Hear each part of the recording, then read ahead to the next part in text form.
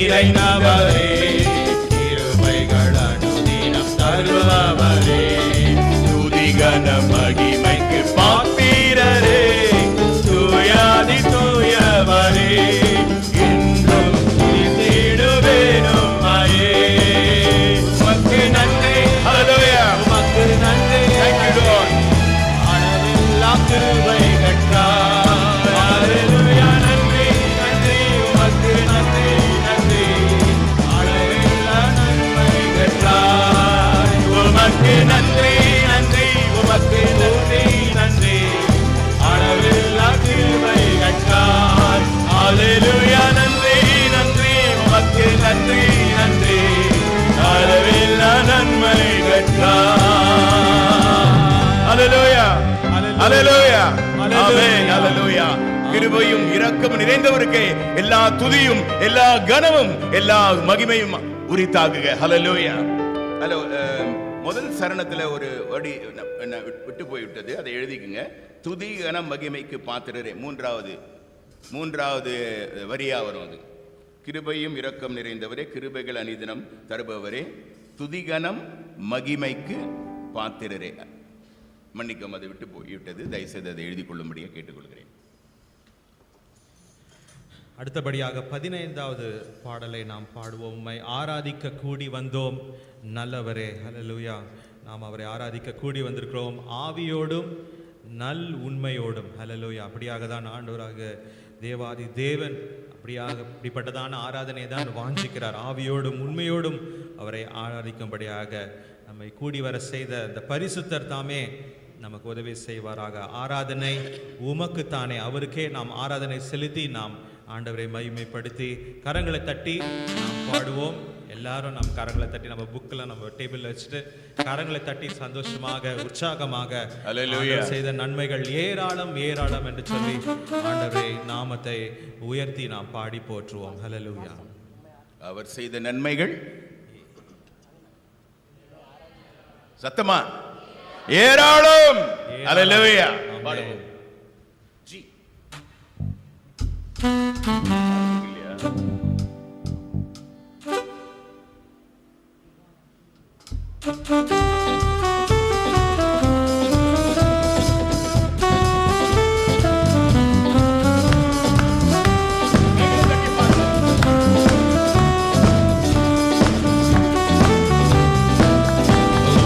ஆராதிக்க கூடி வந்தோம் நல்லவரே, ஆவியோடும் நல் உண்மையோடும் உம்மை ஆராதிக்க கூடி வந்தோம் பரிசுத்தரே, பரிசுத்த உள்ளத்தோடே உம்மை ஆராதிக்க கூடி வந்தோம் நல்லவரே, ஆவியோடும் நல் உண்மையோடும் உம்மை ஆராதிக்க கூடி வந்தோம் பரிசுத்தரே, பரிசுத்த உள்ளத்தோடே ஆராதனை ஆராதனை ஆராதனை ஆராதனை ஆராதனை ஆராதனை உமக்கு தானே. ஹல்லேலூயா. ஆராதனை ஆராதனை ஆராதனை ஆராதனை உமக்கு தானே. ஆராதிக்க கூடி வந்தோம் நல்லவரே, ஆவியோடும் நல் உண்மையோடும் உம்மை ஆராதிக்க கூடி வந்தோம் பரிசுத்தரே, பரிசுத்த உள்ளத்தோடே ஆராதனை ஆராதனை ஆராதனை ஆராதனை ஆராதனை ஆராதனை உமக்கு தானே. ஆராதனை ஹல்லேலூயா. praise it. ஆராதனை ஆராதனை உமக்கு தானே. நன்மைகள் ஏராளம் ஏராளம் உமக்கு ஆராதனை, கிருபைகள் தாராளம் தாராளம் உமக்கு ஆராதனை, திசைத நன்மைகள் ஏராளம் ஏராளம் உமக்கு ஆராதனை, உந்தன் கிருபைகள் தாராளம் தாராளம் உமக்கு ஆராதனை. ஹல்லேலூயா. நாமம் உயர்த்திடுவே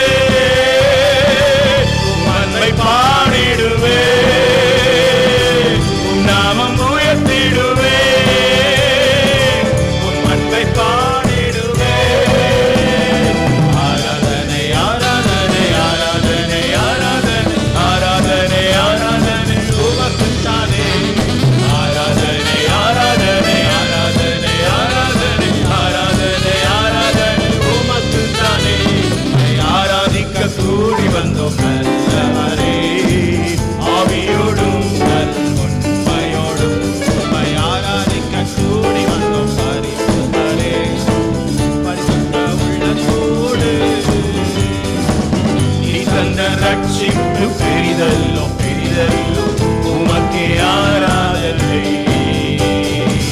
உந்தன் வழிகள் அதிசயம் அதிசயம் உமக்கே ஆராதனை.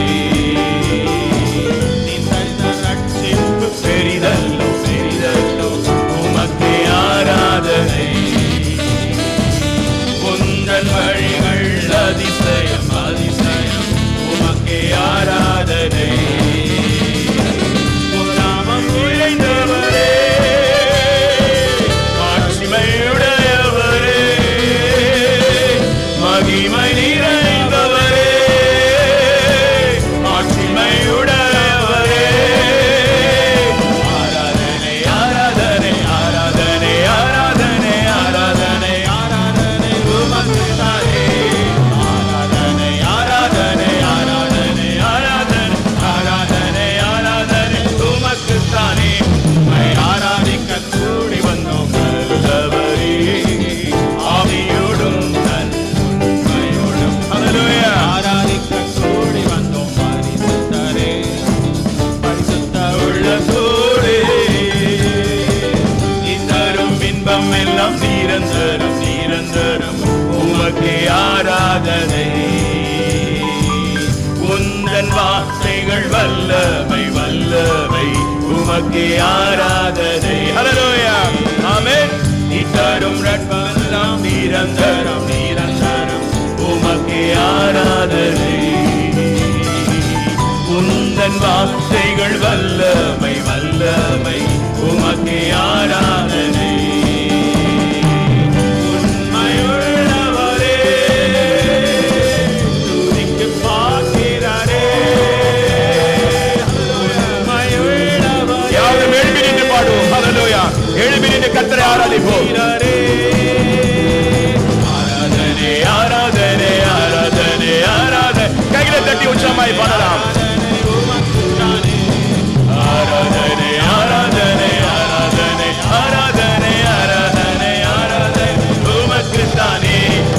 ஆராதிக்க கூடி வந்தோம் நல்லவரே, ஆவியோடும் உண்மையோடும் உம்மை ஆராதிக்க கூடி வந்தோம் பரிசுத்தரே, பரிசுத்த உள்ளத்தோடே.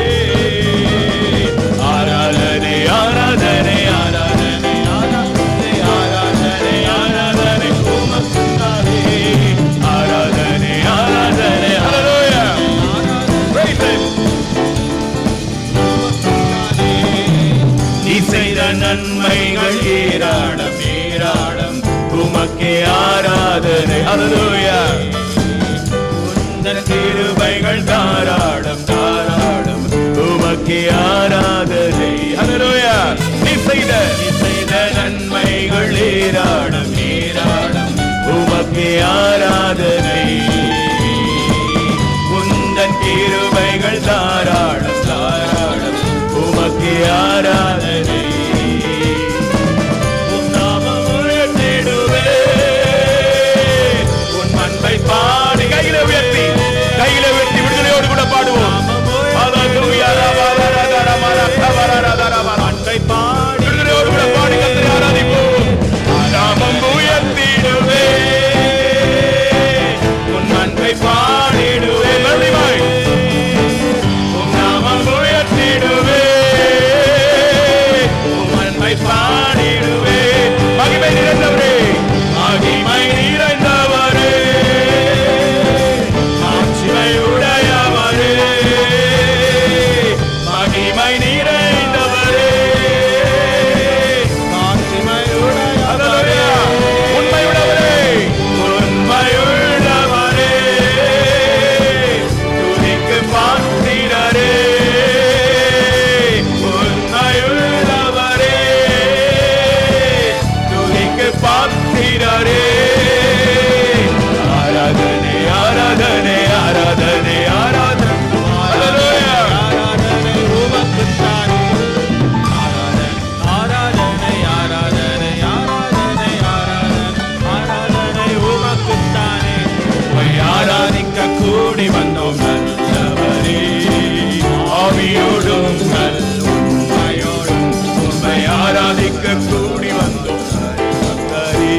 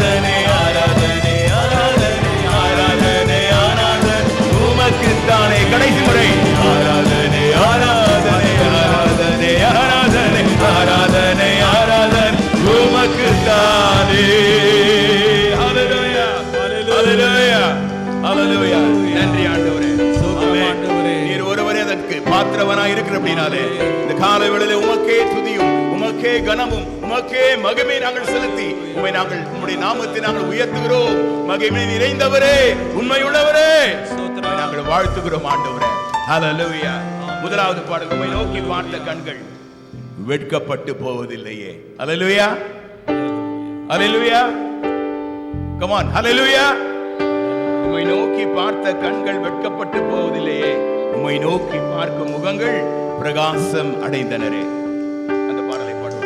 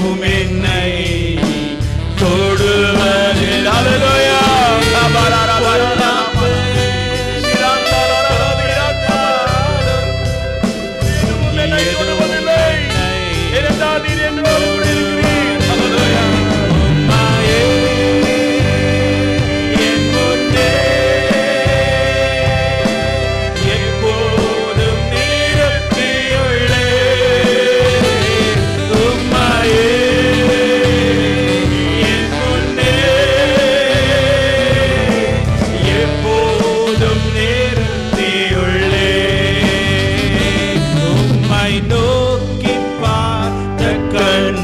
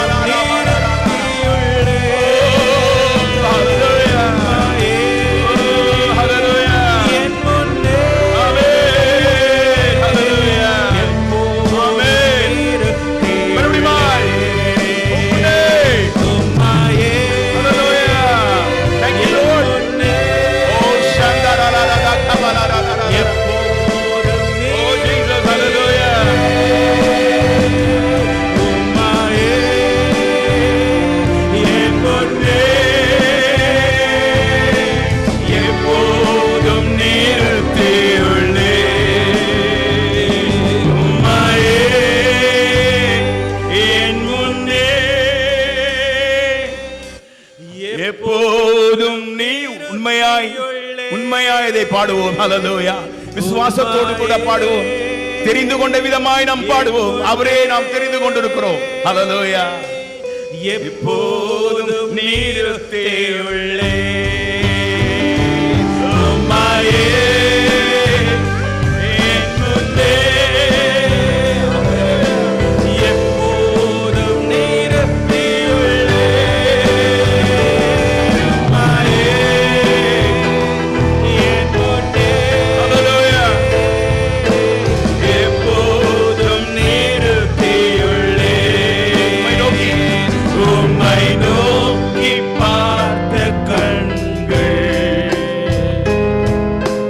வெட்கப்பட்டு போவதில்லையே.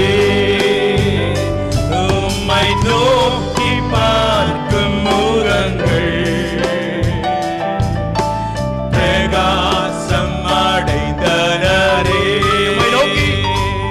உம்மை நோக்கி பார்த்த கண்கள் வெட்கப்பட்டு போவதில்லையே.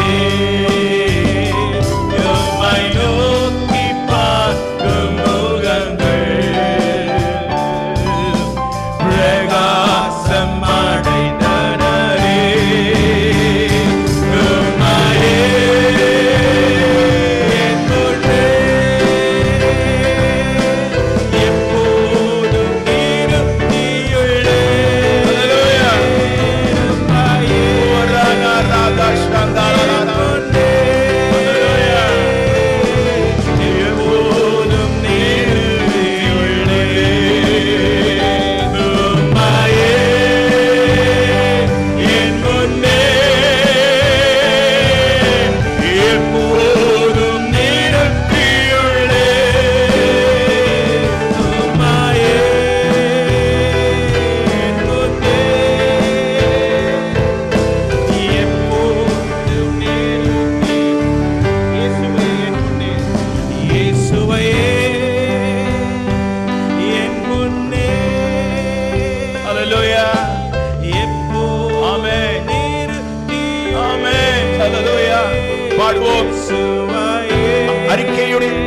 அறிக்கை செய்தவராய் பாடுவோம். எப்போதும் நிறுத்தியுள்ளே. ஹல்லேலூயா. ஹல்லேலூயா. ஹல்லேலூயா. அந்த சரணம் ரொம்ப நல்ல ஒரு சரணம். இந்த தீமுக்கு ஏத்த ஒரு சரணம் நினைக்கிறேன். உண்மையே என் முன்னே எப்போதும் நிறுத்தியுள்ளேன். அவர் தான் என் முன்னால நிப்பாட்டி இருக்கிறேன். பொண்ணு அல்ல, பொருளை அல்ல, மனுஷனை அல்ல, அதிகாரத்தை அல்ல, வேறு எதுவும் எனக்கு வேண்டாம். நான் தெரிந்து கொண்டது என் ஆண்டவராக இயேசு கிறிஸ்துவை மாத்திரம். ஹல்லேலூயா. ஹல்லேலூயா. அவரை தான் என் முன்னால நிறுத்தி இருக்கிறேன். நான் எதுக்கும் பயப்பட வேண்டிய அவசியம் இல்லை.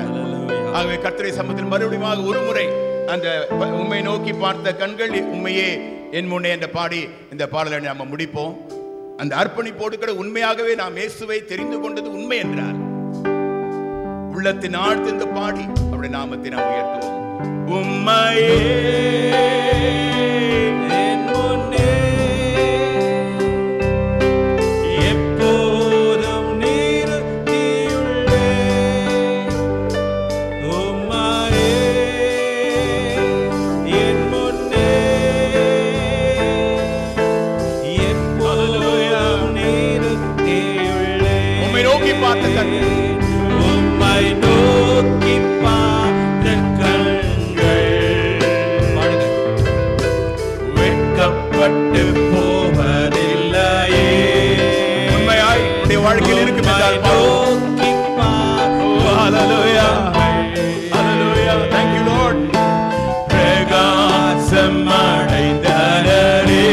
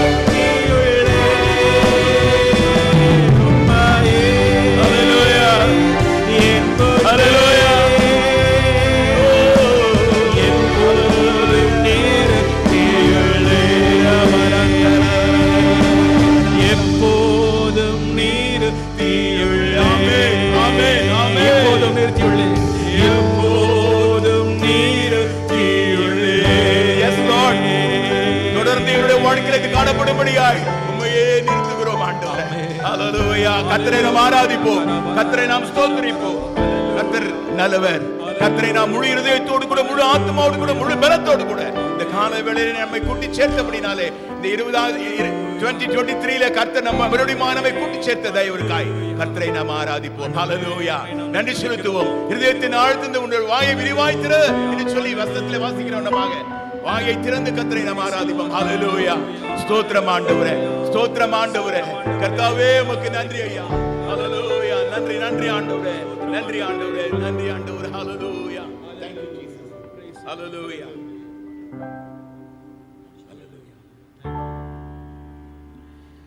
ஏழாவது பாடலை பாடும். இயேசு ராஜனே, இயேசு ராஜனே, மேலானவர், உண்மை உள்ளவர். ஹalleluya. ஆமென். அவரை நாம் ஆராதிப்போம். 1000 தலைமுறைக்கு அவர் இரக்கம் செய்கிறவராக இருக்கிறார். ஹalleluya. ஆமென். ஹalleluya.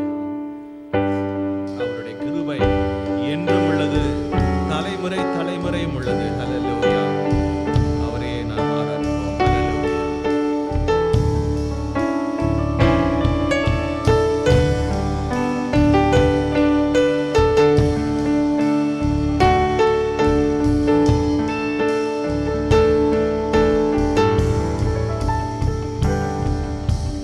இயேசு ராஜனே, இயேசு ராஜனே, இயேசு ராஜனே, இயேசு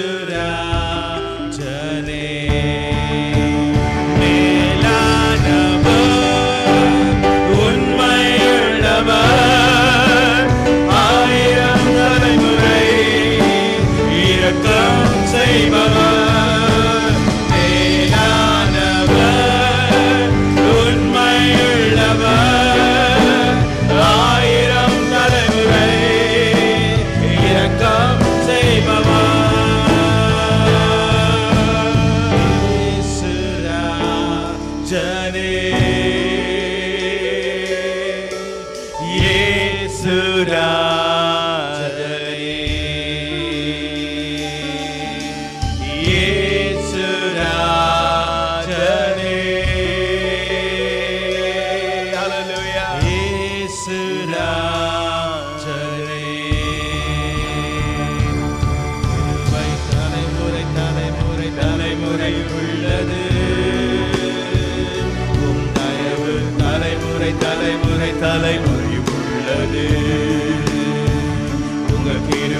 தலைமுறை தலைமுறை தலைமுறை உள்ளது. உங்கள் தயவு தலைமுறை தலைமுறை தலைமுறை உள்ளது. மேலானவர், உண்மையுள்ளவர், 1000 தலைமுறை இரக்கம் செய்பவர்.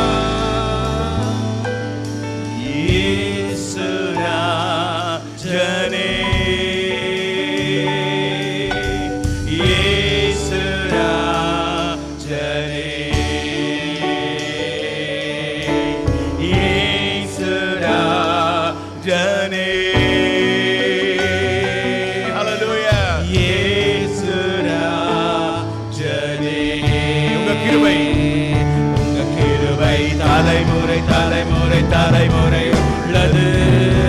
ஆமென். உங்க தயவு தலைமுறை தலைமுறை தலைமுறை உள்ளது. நன்றி ஆண்டவரே. உங்க கிருபை தலைமுறை தலைமுறை தலைமுறை உள்ளது. உங்க தயவு தலைமுறை தலைமுறை தலைமுறை உள்ளது. மேலானவர், மேலானவர், உண்மையுள்ளவர், 1000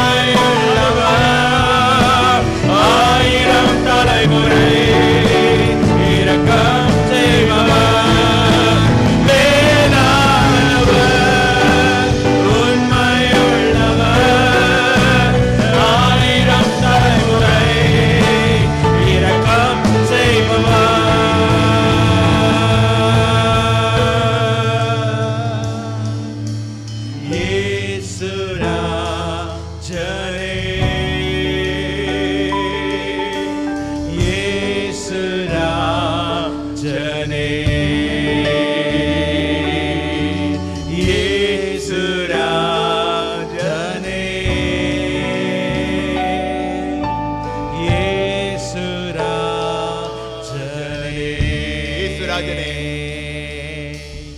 இயேசு ராஜனே இயேசு ராஜனே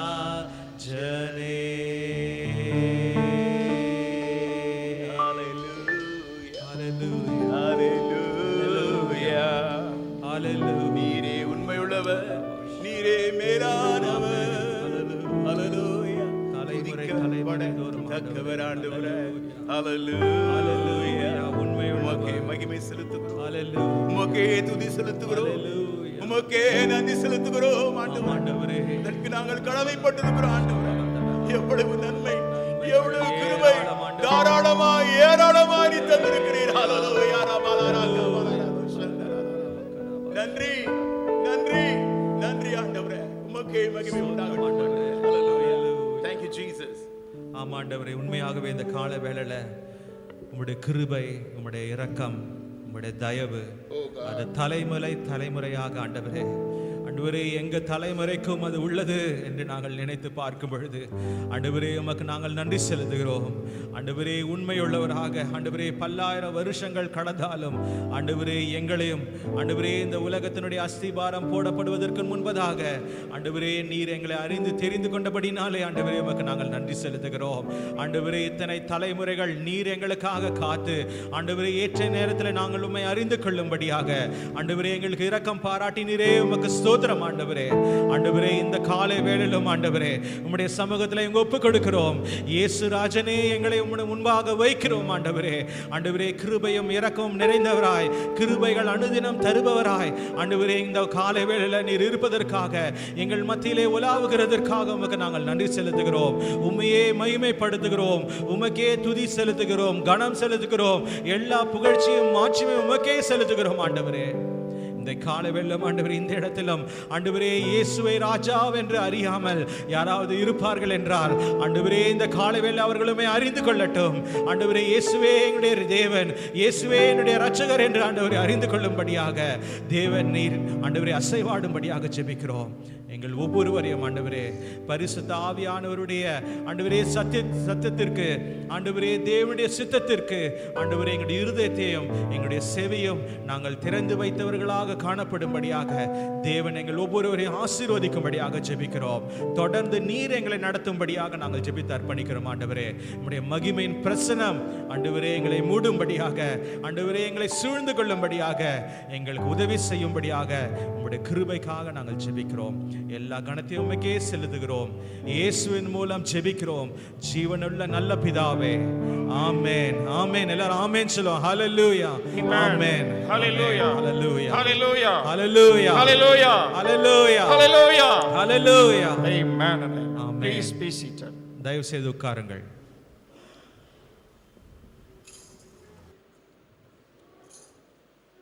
We are now entering to the first session of our youth camp. இந்த வாலிப முகாமுடைய முதல் கட்ட கூட்டத்திற்குள்ளாக நாம் வந்திருக்கிறோம். As we have announced earlier and sent you in the prayer cards, as well as we discussed and as you have seen in your hymn sheets, the theme of this year is choose. அதாவது இது உங்களுக்கு ஏற்கனவே அறிவித்தது போல உங்களுடைய prayer card மற்றும் உங்களுக்கு கொடுக்கப்பட்டதான இந்த அட்டை எல்லாவற்றிலும் நீங்கள் பார்க்கிற ஒரு காரியம், இந்த முகாமுடைய கருப்பொருள் தெரிந்து கொள். As the Lord led us, the theme has been fixed, and we have also requested our pastors to minister to us in that theme. இந்த கர்த்தருடைய வழி நடத்துதன்படி இந்த கருப்பொருளை நிர்ணயித்திருக்கிறோம், தேர்வு செய்திருக்கிறோம். நம்முடைய போதகர்களிடத்திலும் இந்த கருப்பொருளின் அடிப்படையிலே கர்த்தருடைய செய்திகளை கொடுக்கும்படியாக அவர்களை நாங்கள் கேட்டுக்கொண்டிருக்கிறோம். Now the first session will start with our pastor Isaac from Madurai. இந்த முதல் கூட்டத்திலே மதுரையிலிருந்து வந்திருக்கிறதான போதகர் ஐசக் அவர்கள் வந்து கர்த்தருடைய வார்த்தையை நமக்கு கொடுப்பார். Let's wait and sit in the presence of the Lord with an expectation that the Lord will deal within our hearts and speak to us to choose the right. இந்த காலை வேளையிலும் நாம் கர்த்தருடைய சமூகத்திலே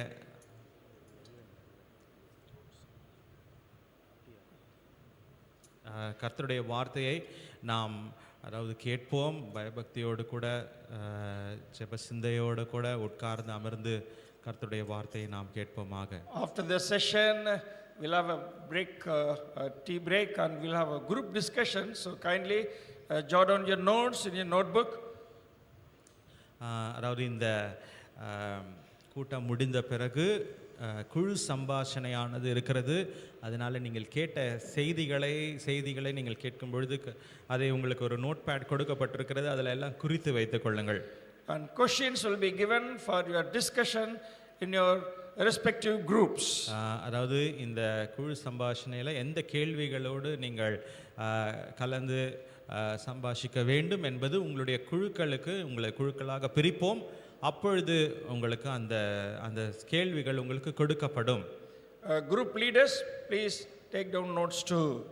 அதாவது குழு தலைவர்கள் உங்களிடத்தில் நாங்கள் சொல்லியிருக்கிறோம், நீங்களும் இந்த குறிப்புகளை எடுத்துக்கொள்ளுங்கள். God bless you. Let's welcome our Pastor Isaac. நாம் சகோதரர் ஐசக் அவர்களை வரவேற்போம். கர்த்தர் உங்களை ஆசீர்வதிப்பாராக.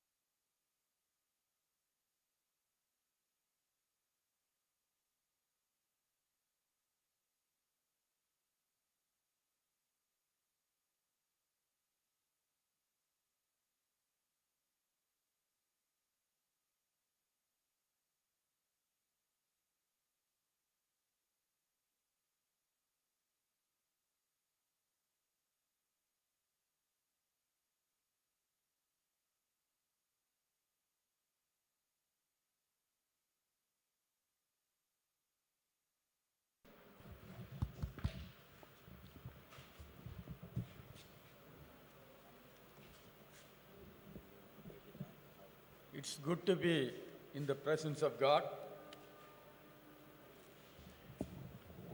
தேவனுடைய சமூகத்தில் இருப்பது மிக மிக நல்லது. ஆமென், ஆமென். அருமையான பாடல் நடத்துகிற அருமையான சகோதரர் சொன்னார், நான் இருக்கிறது தேவனுடைய, சொல்லுங்களேன் சத்தமா, கிருபை. The worship, people who led worship, the brother said very beautifully, we stand because of the mercies of God. தேவனுடைய கிருபை என்பது நம்மை பொறுத்தமட்டிலே இலவசமானது. God's mercy is free for us, and it is freely given to us. ஆனால் இயேசுவை பொறுத்தமட்டிலே தன்னுடைய ஜீவனையும் தன்னுடைய இரத்தத்தையும் கொடுப்பதாக இருக்கிறது. But with respect to Jesus Christ, when we consider it with Jesus Christ, it is that grace is not only given, grace is given to us, but also he has given us his own blood. கிருபை என்பது இலவசமாய் கொடுக்கப்படுகிறதால் கிருபையை நாம் உதாசீனப்படுத்தி விடுகிறோம். அதனுடைய மேன்மையை, கிரயத்தை புரிந்து கொள்ளாமல் இருக்கிறோம். We receive grace freely, and because we receive it freely, we estimate very lightly, and sometimes we do not value it at all. ஆனால் தேவனை பொறுத்தமட்டிலே தன்னுடைய சொந்த குமாரனை சிலுவையிலே மரிக்க வைப்பதினால், ரத்தம் சிந்துவதினால் மனுக்குலத்திற்கு கிருபையின் ஆதாரமான பலியானார். But for God, He gave His only Son to be a sacrifice for us on the cross. ஆகையினாலே தேவனுடைய கிருபையை நாம் வீணடித்து விடக்கூடாது, அல்லது தேவனுடைய கிருபையை அவிதமாக மதிப்பில்லாததாய் மாற்றிவிடக்கூடாது. So we should never waste the grace that is given to us, nor we should devalue the grace that God has given to us. அந்த மகா பரிசுத்தமுள்ள தெய்வத்தினுடைய சன்னிதானத்திலே வருவதற்கு எந்த பாவ மனுஷனுக்கும் துணிச்சல் இருக்காது. Nobody has the courage for nobody or no sinful man has the courage to come into the presence of the most holy our God. மகா பரிசுத்தமுள்ள தேவன். He is the most holy God. அசுத்தமுள்ள ஒரு மனுஷன் அவருடைய சன்னிதானத்தில் தைரியமாய் பிரவேசிக்க உதவி செய்வது இந்த கிருபை. அந்த கிருபைக்கு ஆதாரமான இயேசு கிறிஸ்துவினுடைய இரத்தம்.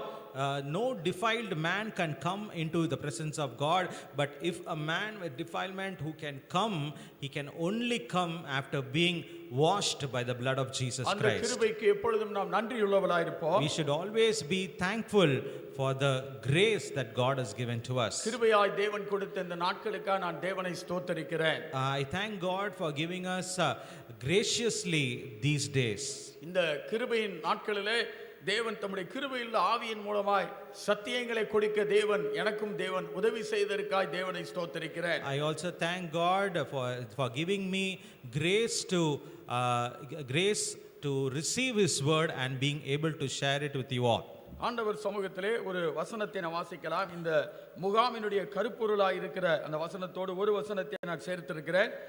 உபாகம புஸ்தகம் 30வது அதிகாரம் 15-19 ஆகிய இரண்டு வசனங்களை வாசிக்கலாம். Let us read Deuteronomy chapter 30. 15 and 19. See, I have set before thee this day life and good and death and evil. And I call heaven and earth to record this day against you, that I have set before you life and death, blessing and cursing. Therefore choose life, that both thou and thy seed may live. உபாகமம் 30:15-19 வசனங்கள். இதோ ஜீவனையும் நன்மையும் மரணத்தையும் தீமையையும் இன்று உனக்கு முன்னே வைத்தேன்.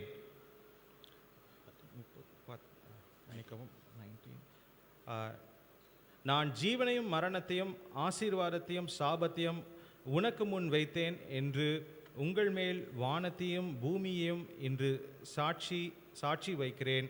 ஆகையால் நீயும் உன் சந்ததியும் பிழைக்கும்படி நீ ஜீவனை தெரிந்து கொண்டு. இங்கே தேவன் இவ்விதமான இரண்டு காரியங்களை சேர்த்து சொல்லுகிறதை நாம் கவனிக்கின்றோம். Here we see that two things are being told to us. ஜீவன் மரணம், ஆசீர்வாதம் சாபம், நன்மை தீமை.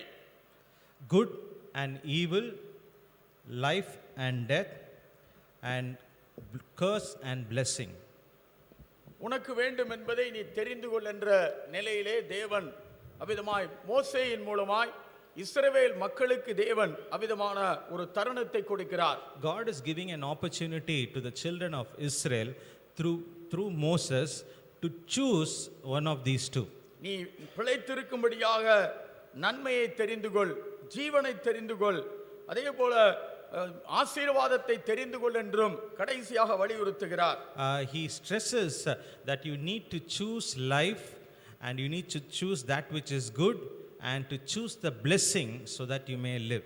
தெரிந்து கொள்ள இரண்டு காரியங்கள் மட்டுமே உண்டு, மூன்றாவது ஒரு காரியம் இல்லை. For us to choose there are only two things, there is no third thing.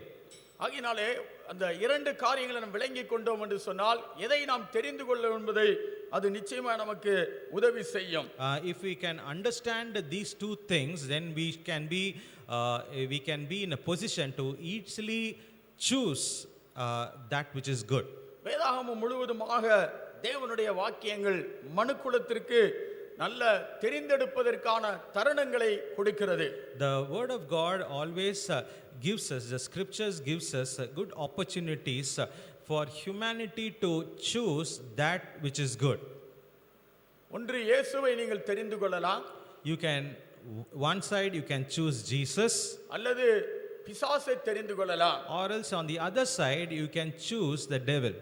அல்லது ஒரு அகலமான பாதை, விரிவான பாதை, விசாலமான பாதையை தெரிந்து கொள்ளலாம். You can either choose the broad way, ஏராளமான மக்கள் போகிற பாதை, திரளான மக்கள் போகிற பாதை, ஆசையோடு போகிற பாதை, அந்த திரளான கூட்டத்திலே அந்த பெரிய பாதையிலே விசாலமான பாதையிலே போக தெரிந்து கொள்ளலாம்.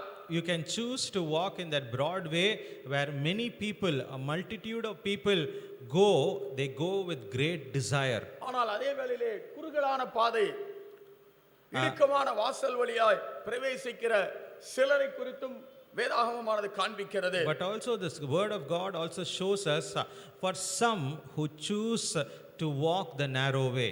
விதமான விசாலமான பாதையிலே போகிறவர்கள் எங்கே போகிறார்கள், இடுக்கமான வாசலிலே உட்பிரவேசிக்கிறவர்கள் எங்கே போகிறார் என்பதையும் வேதம் தெளிவுபடுத்துகிறது. The scriptures tell us clearly as to the destination which the people of the broad way reach, or the destination which the people of the narrow way reach.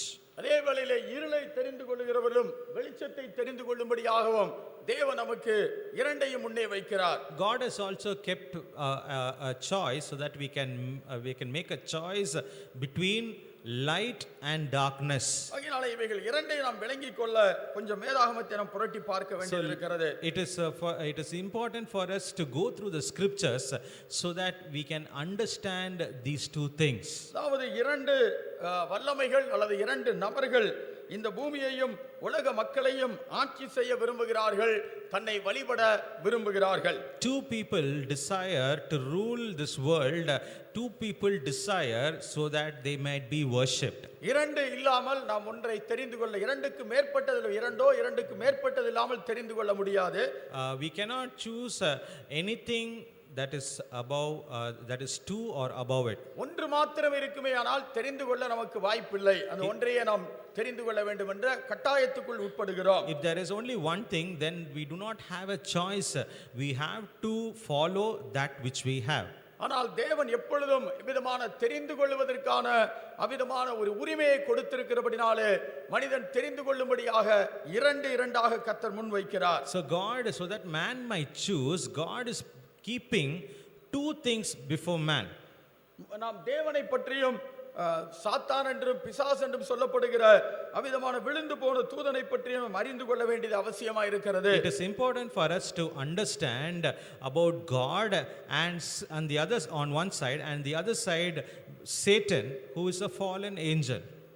விதமாக தேவனை குறித்த உண்மைகளையும் அதே வேளையிலே சாத்தானை குறித்த உண்மைகளை புரிந்து கொண்டால் நாம் யாரை தெரிந்து கொள்ள வேண்டும் என்பதை நாம் தீர்மானிப்பதற்கு உதவியா இருக்கும். If we can understand the truths concerning God on one side and the truths concerning Satan, then we will be able to make a right choice. தேவன் எல்லாவற்றுக்கும் மேலானவராக அதே வேளையிலே சகலத்தையும் படைத்தவராக இருக்கிறார். God is the God who is above all, and he is the one who has created everything. பரலோகத்தில் உள்ளவைகளும் பூலோகத்தில் உள்ளவைகளும் காணப்படுகிறவைகளும் காணப்படாதவைகளுமாயிருக்கிற சகல வஸ்துக்களும் தேவனால் படைக்கப்பட்டது.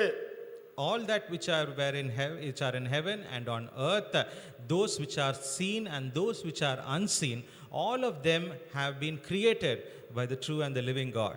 கொலோசியருக்கு எழுதின நிருபம் 1ஆம் அதிகாரம் 16வது வசனத்தை நாம் வாசிக்கலாம். If let us read Colossians chapter 1 and verse 16. இயேசுவை குறித்து அருமையான தேவ மனுஷன் எழுதுகிறான் விசுவாசிகளுக்கு. The man of God writes to the believers concerning Jesus Christ. இயேசு கிறிஸ்துவினுடைய மேன்மையான தன்மையை பற்றி எழுதுகிறான். He writes about the preeminence of Jesus Christ. For by him were all things created, that are in heaven, that are in earth, visible and invisible, whether they be thrones or dominions or principalities or powers, all things were created by him and for him. ஒன்று கொலோசியருக்கு எழுதின நிருபம் 1ஆவது அதிகாரம் 16வது வசனம்.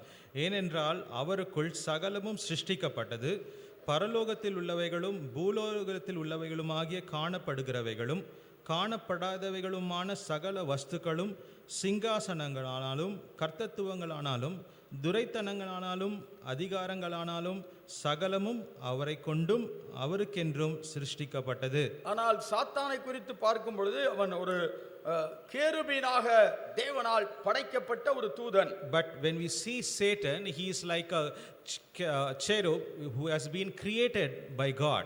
ஏசாயா தீர்க்கதரிசன புஸ்தகத்திலே 14ஆம் அதிகாரம் 13, 14 ஆகிய வசனங்களில் படிக்கும் பொழுது அவன் சிருஷ்டிக்கப்பட்ட நாள் துவங்கி அவனிடத்தில் அநியாயம் காணப்பட்ட நாள் வரைக்கும் அவன் பூரணனாக தன் வழிகளிலே சரியாய் இருந்தான் என்று தேவனை குறிப்பிடுகின்றார். In the book of Isaiah, when we read about Satan, he said from the day he was created until the day in which iniquity which was found in him, he was a one who was found faultless before the throne of God. அவன் தேவனுடைய சிருஷ்டிகளாய் காணப்படுகிற தூதர் கூட்டத்திலே கேருபீன்கள் சேராபீன்கள் என்ற இரண்டு வகை தூதர் கூட்டத்திலே கேருபீன்களிலே முக்கியமானவனாக அபிஷேகம் பண்ணப்பட்ட கேருபீனாக காணப்படுகிறான். Before God there are two classes of angels who worship him, that is the cherubims and the seraphims, and Satan belonged to the group called the cherubims. ஆனால் கேருபீன்களே அபிஷேகம் பண்ணப்பட்டவனாய் இருந்து தேவனுடைய மகிமையான சிங்காசனத்துக்கு அருகில் இருக்கிறது போல அல்லது மேலான நிலையில வடபுறத்தில் உள்ள சியோன் பர்வதத்திலே மேன்மையான இடத்திலே இருக்கிறவனாய் அவனை காண்பிக்கிறது. முதலாவதாக first it shows that he was in the northern parts among the cherubims and he was found to be worshiping God. ஆனால் அவன் தன்னை தேவனுக்கு மேலாக்கும்படியாக தன்னைத்தானே தேவனை போலவும் தேவனுக்கு மேலாக உயர்த்த வேண்டும் என்ற பெருமை அவனுக்குள்ளே வந்தபடினாலே அவன் தேவனாலே தள்ளப்படுகிறான். Because he wanted to rise up and also become like God, we see that he was cast down. அவன் அவிதமாய் தள்ளப்பட்டதினாலேதான் அவன் பிசாசாகவும் சாத்தான் என்றும் சொல்லப்படுகிறான். Because he was cast down, he is called as the devil and Satan. எசேக்கியேல் தீர்க்கதரிசன புஸ்தகத்திலே 28ஆம் அதிகாரத்திலே 14, 15 ஆகிய வசனங்களிலே படிக்கும் பொழுது அதை குறித்து இன்னும் தெளிவாய் வாசிக்கிறோம். We can understand this more clearly when we read Ezekiel chapter 28 and verses 14 and 15. அவன் அங்கே சிருஷ்டிக்கப்பட்ட தூதன் என்று காண்பிக்கப்படுகிறான். We find him as the anointed cherub. ஆண்டவர் சமூகத்திலே அவன் இவ்விதமாக சிருஷ்டிக்கப்பட்ட நாள் தொடங்கி அவனுடைய வழிகளிலே பூரணனாய் இருந்தான் என்று 15ஆம் வசனத்திலே படிக்கின்றோம். We read in verse 15 that he was perfect in the ways from the day in which he was created till iniquity was found in அவன் him. மிக சரியாக வாழ்ந்த ஒரு காலகட்டம் இருக்கிறது என்பதையும் சொல்லுகிறது. அதே வேளையிலே அவன் தேவனுக்கு விரோதமாய் கலகம் பண்ணி தேவனுக்கு விரோதமாய் மேட்டிமை அடைந்து கீழ்ப்படியாமையின் ஆவியாய் மாற்றப்பட்ட ஒரு நிலவரம் அங்கே வேதமானது காண்பிக்கிறது. The word of God shows that there were days in which he was perfect before God, but also there came a day in which he was disobedient and there was iniquity that was found inside him. ஒன்றான மெய் தேவன் ஒருவர் உண்டு. There is one person who is the one and true God. அவர் தேவனாகிய கர்த்தர். He is the God who is the Lord himself. அவர் மெய்யான தேவனும் நித்திய ஜீவனுமாயும் இருக்கிறார் என்று 1 யோவான் புஸ்தகத்திலே 5ஆம் அதிகாரம் 20ஆம் வசனத்திலே யோவான் குறிப்பிடுகிறார். John, the apostle John, he writes that he is the one and true and living God. He himself is eternal life. அவரே தேவன் என்பதற்கு ஆதாரமான பல காரியங்களை நாம் சொல்ல முடியும். We can say a lot of things to say that he alone is God. கர்த்தராகிய தேவன் ஒருவரே. The Lord God is one Lord. அவர் ஒருவரே மெய்யான தேவன். He is the true God. அவரை தவிர வேறு மெய்யான தேவன் ஒருவரும் இல்லை. There is no other God besides him. நானே கர்த்தர், என்னை தவிர வேறொருவன் இல்லை என்று தேவன் சொல்லுகிற தீர்க்கதரிசன வார்த்தைகளை படிக்கின்றோம். We read in the prophetic scriptures, in the prophetic word, that I am the Lord and there is no one else beside me. கர்த்தர் தெளிவாக சொல்லுகிறார், என்னை தவிர வேறு தேவன் இல்லை என்று சொல்லுகிறார். God clearly says I am the one and there is no one else beside me. அதே வேளையிலே உலகத்திலே ஏராளமான மார்க்கங்களும் ஏராளமான தேவர்கள் என்னப்பட்ட தெய்வங்களும் உண்டாகி இருக்கின்றன. But in the world there have been so many other gods which have been created and made. அவைகள் எல்லாம் நிச்சயமாகவே சாத்தானாலும் அவன் மூலமா அவனோடு சேர்ந்து விழுந்த தூதர்களாலும் காட்சியளிக்கப்பட்டு மக்களை வஞ்சித்து ஏமாற்றமடைந்து மக்களால் உருவாக்கப்பட்டதான மார்க்கங்களாக தேவர்களாக இருக்கிறார்கள். But all those religions and their gods have been created by Satan and also been created out of the imaginations of men. இவைகளெல்லாம் தேவர்கள் என்று எண்ணப்பட்டாலும் அவர்கள் எல்லாம் விழுந்து போன தூதர்களாக, விழுந்து போன ஆவிகளாக காணப்படுகிறார்கள். Even though they are called as gods, they are like unto fallen angels or fallen spirits. கர்த்தராகிய தேவனை தவிர வேறே தேவன் இல்லை. There is no other God besides our Lord God. அதை குறித்து நாம் விதமான ராஜாக்களின் புஸ்தகத்திலே எலியா என்கிற தீர்க்கதரிசி அவ்விதமான எல்லா விதமான அந்நிய தேவர்களுக்கு நடுவிலே, தேவர்களை வழிபடுகிற மக்களுக்கு நடுவிலே அவன் நிரூபித்து காண்பிக்கின்றான். Even in the Old Testament we see the prophet Elijah who proved that there is only one God in the midst of a people who were not believing on the Lord and also who were worshipping other gods. ஒன்று ராஜாக்கள் புஸ்தகத்திலே 18ஆம் அதிகாரத்தில் அதை குறித்து படிக்கின்றோம். In 1 Kings chapter 18 we read about this. 21 லிருந்து 24 வரை வாசிக்கலாம். We read in verses 21 to 24. உள்ள காங்கிரிகேஷன்ல இருந்து வாசிக்கலாம் நினைக்கிறேன். வாசிக்கலாம்.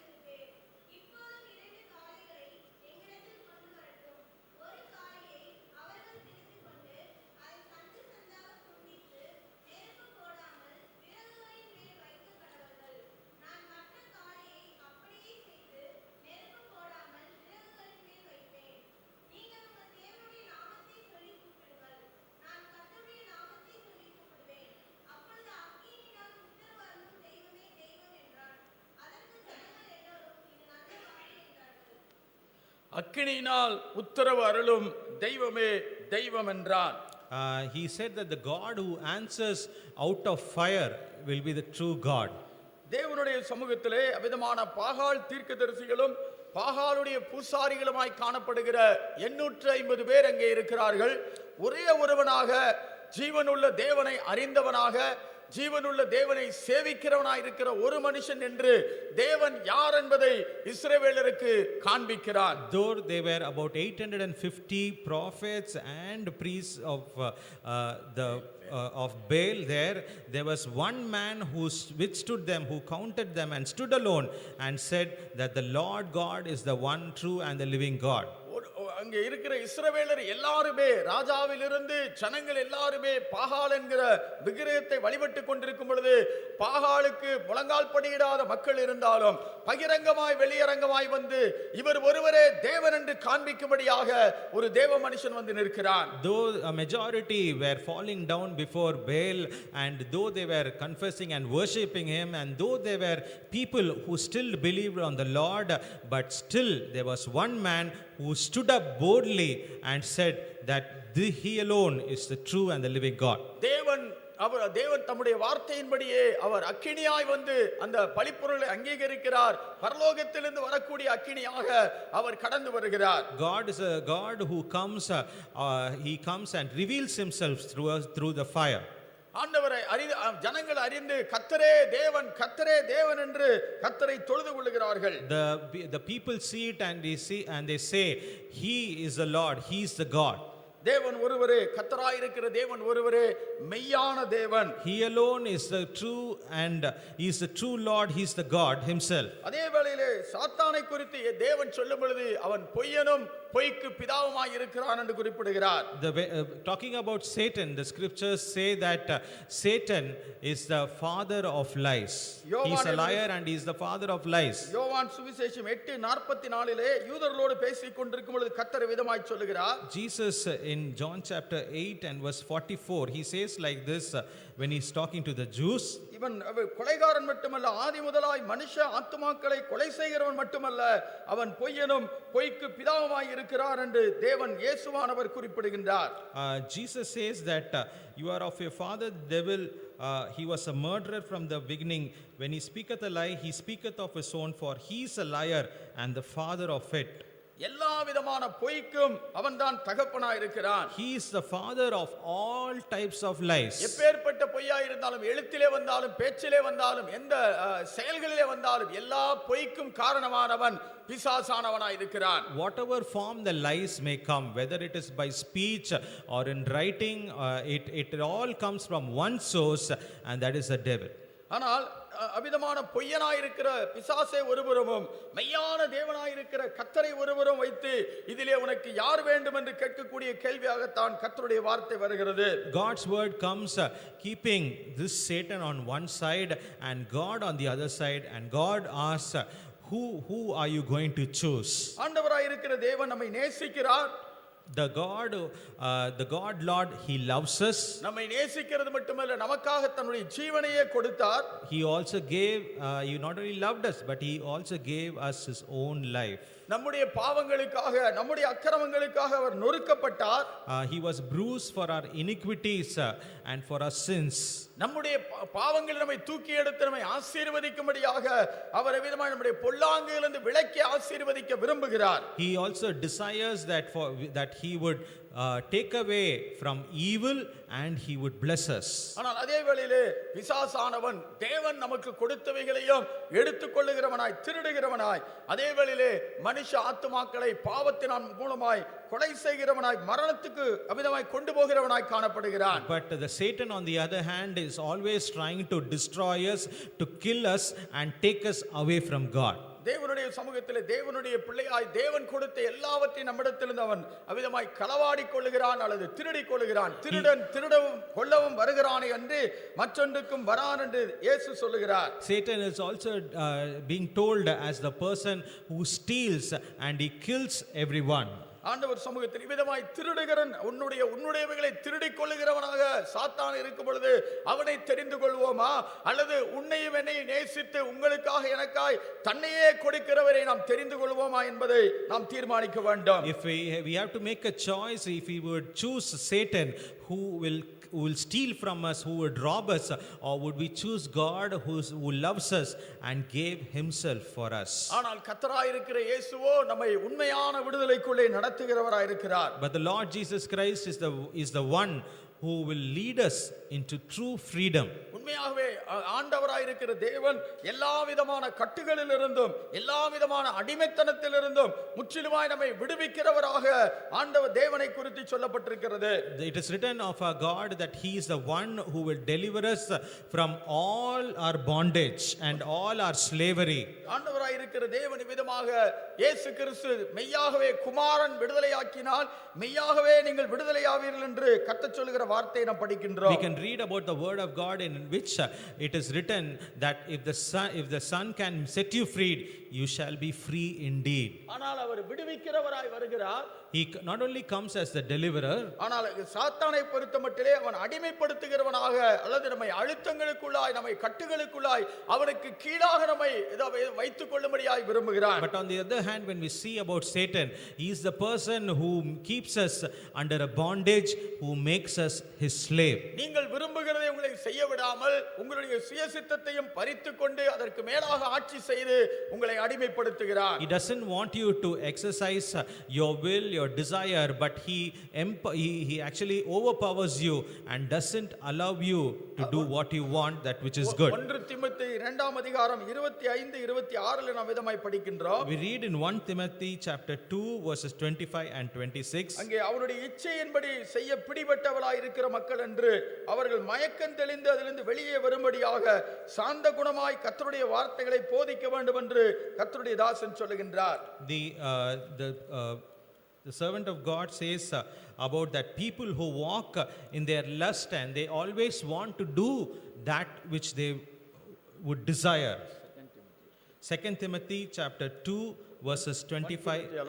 2 Timothy chapter 2 verses 25 and 26. In meekness instructing those that oppose themselves, if God peradventure will give them repentance to the acknowledgement of the truth, and that they may recover themselves out of the snare of the devil, who are taken captive by him at his will.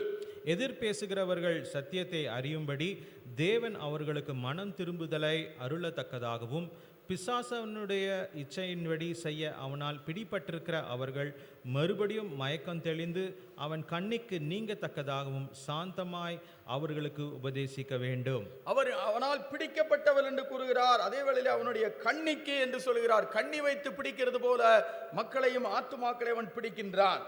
We read that he is the person who takes people captive, and we also see that he is a person who lays a snare and traps the people and their souls. அப்படிப்பட்ட பல கன்னிகள் வாலிபர்களுக்கும் வயோதிபர்களுக்கும் மனுஷர்களுக்கும் யாரை எந்த விதமான கண்ணியில் பிடிக்க வேண்டும் என்பதை அவன் அறிந்திருக்கிறான். He knows how and in what way that he can snare a particular person and to take him as a captive. ஒரு மீனை பிடிப்பதற்கு ஒரு சின்ன புழுவை விதமாய் தூண்டிலே வைப்பது போல, As we keep a small worm to lay as a bait to catch a fish. பறவைகளை பிடிப்பதற்கு சில தானியங்களை விதைத்து கீழே விதமான நெட்டை அதாவது வலையை விரித்திருப்பது போல, As we put some seeds and call upon and try to trap the birds by laying a snare or a net. அவருடைய இஷ்டத்தின்படி இச்சையின்படி அவர்களை பிடித்து அவர்களை தன்னுடைய ஆதிக்கத்தின் கீழாக வைத்து கொண்டு போவதற்காக, to pull people according who come to their evil desires by their own wish and desires. அதே வேளையிலே தேவனாகிய கர்த்தர் தன்னை ஏற்றுக்கொள்ளுகிற மக்கள், தன்னுடைய வழிக்குள்ளாய் வருகிற மக்களுக்கு தேவன் நித்தியமான மகிழ்ச்சியை கொடுக்கிறார். God is a God who gives us eternal joy, who comes to him, who are willing to take his offer of salvation. அவருடைய சன்னிதானத்தில் தன் பாவத்தை உணர்ந்து ஒத்துக்கொண்டு அவைகளை அறிக்கை செய்து தேவனை தன்னுடைய சொந்த இரட்சகராய் ஏற்றுக்கொள்ளுகிறவருடைய உள்ளத்திலே ரட்சிப்பின் சந்தோஷத்தின் மூலமாய் நித்தியமான மகிழ்ச்சி தொடங்குகிறது. For the one who accepts him as his personal savior, there is a true and everlasting joy and peace that comes into his heart, and it becomes the starting point of a new life. அதை ஏசாயாவும் சொல்கிறார், பேதுருவும் குறிப்பிடுகிறார். ஏசாயா 35:15 படிக்கின்றோம், நித்திய மகிழ்ச்சி அவர்கள் தலையின் மேல் இருக்கும் என்று சொல்லப்பட்டிருக்கிறது. We also read about in Isaiah chapter 35 and 15 that everlasting joy shall be upon their heads. நித்தியமான மகிழ்ச்சி, everlasting joy, eternal மகிழ்ச்சி, a joy that is endless, நிலையான ஒரு மகிழ்ச்சி, a joy that is always steadfast. அதை குறித்து பேதுரு எழுதும் பொழுது வாயினால் விவரிக்க முடியாத மகிமையினால் நிறைந்த சந்தோஷம் என்று குறிப்பிடுகிறார். Peter writing about it, he says that it is a joy that is unspeakable and full of glory. ஆண்டவர் சமூகத்தில் ரட்சிப்பின் சந்தோஷம், ஆத்தும ரட்சிப்பினுடைய மேன்மையை பற்றி அவர் எழுதுகிறார்.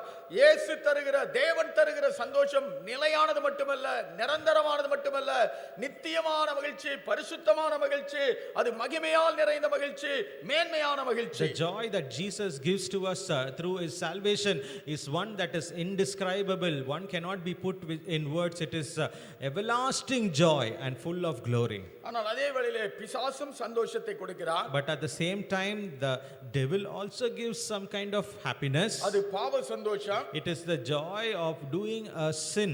அது இச்சையினால் வருகிற சந்தோஷம். It is a joy which comes by doing our lustful deeds. ஆனால் அதே வேளையிலே அது நிலையானதல்ல, it's a temporal, அதாவது நிலையற்றதாய் காணப்படுகிறது. But it is found to be as one which is temporal. அது விதமான கொஞ்ச நேரம் சந்தோஷத்தை கொடுத்து அதன் பிற்பாடு குற்ற உணர்வையும் வேதனையும் துக்கத்தையும் கொடுக்கிறதாய் மாறி விடுகிறது. Though it may give you joy for a particular point of time, after that point of time it is one which is always pricking you and taking away your happiness. அவிதமான சந்தோஷத்தை வெறுத்து தள்ளினதை குறித்து அருமையான தேவனுடைய மனுஷனாக மோசே எவ்விதமாய் அரண்மனை வாழ்க்கையில் இருந்த அவிதமான பாவ சந்தோஷங்களை வெறுத்து தள்ளிவிட்டு கிறிஸ்துவின் நிமித்தமாய் வருகிற நிந்தையை தெரிந்து கொண்டான் என்று எபிரேயர் 11:25 படிக்கின்றோம். We read about the man of God called Moses in the book of Hebrews chapter 11 verse 25 about him that who choosing rather than choosing the joy. 25 verse. Choosing rather to suffer affliction with the people of God than to enjoy the pleasures of sin for a season. அநித்தியமான பாவ சந்தோஷங்களை அனுபவிப்பதை பார்க்கிலும் தேவனுடைய ஜனங்களோட கூட துன்பத்தை அனுபவிப்பதை தெரிந்து கொண்டு, என்று நாம் படிக்கின்றோம். We read about 11 and verse 26. We read that he esteeming the reproach of Christ greater riches than the treasures in Egypt. He choosing rather to suffer afflictions with the people of God than to enjoy the pleasures of sin for a season. பாவத்திலே ஒரு சந்தோஷம் உண்டு. There is a pleasure in sin. ஆனால் அது பெரிதான சந்தோஷம் அல்ல, நிலையான சந்தோஷம் அல்ல. But it is not a big pleasure nor an everlasting joy in ஒரு that. சிறிதான அற்பமான சந்தோஷம் என்று சொல்லலாம். We can say that it is a joy that is very meager. ஆனால் அதே வேளையிலே அது அசுத்தமான சந்தோஷம் என்று சொல்லலாம். But at the same time, it is a joy that is not clean, it is defiled, filthy. அதே வேளையிலே அது அநித்தியமான சந்தோஷம் என்று தேவனுடைய வார்த்தையில் எழுதப்பட்டிருக்கிறது. It is also written in the word of God that it is a temporal joy. ஆண்டவர் சமூகத்திலே அப்படிப்பட்ட ஒரு சந்தோஷத்தை கொடுத்து ஜனங்களை தன் பக்கமாய் வாலிபர்களையும் வயோதிபர்களையும் ஆண்களையும் பெண்களையும் இன்றைக்கும் அவருடைய அடிமைத்தனத்துக்குள்ளே கொண்டு வந்து கொண்டிருக்கிறார். It is by giving the same joy that he is trying to pull young men and women and making them bonded slaves. ஆனால் அதே வேளையிலே நித்தியமான மகிழ்ச்சியை கொடுக்கும்படியாய் ஜனங்களை வாருங்கள் என்று இன்னைக்கும் வாலிபர்களையும் ஒவ்வொரு நபர்களையும் கர்த்தர் அழைத்துக் கொண்டிருக்கிறார். But at the same time, on the other side, there is a God who is calling young people to come and accept him, and the one who can give them the true and the everlasting joy. அது பரிசுத்தமான சந்தோஷம். That is a holy joy. அது அளவில்லாத ஒரு சந்தோஷம். It is a joy that is boundless or limitless. அவருடைய சமூகத்திலேயும் அவரோடு இருப்பதினால் உண்டான சந்தோஷம். It is a joy that comes by being in his presence and being with himself. அவருடைய வார்த்தையின்படி வாழ்வதினால் கிடைக்கிற It சந்தோஷம். is a joy that comes out of living by the word that he has given to us. கர்த்தர் மாத்திரமே கொடுக்கக்கூடிய ஒரு சந்தோஷம். It's a joy which only God alone can give. உலகமோ உலக பொருளோ மனிதர்களோ யாரும் கொடுக்க முடியாதது. It is a joy which cannot be given by the world, nor the things of the world, nor by anyone else. ஆனால் கடைசியாக தேவன் நித்திய ஜீவனை கொடுக்கிறவராக அழிவில்லாத வாழ்வை கொடுக்கிறவராய் தேவன் காணப்படுகிறார். At last, the God is a God who gives eternal life, a life that will never end.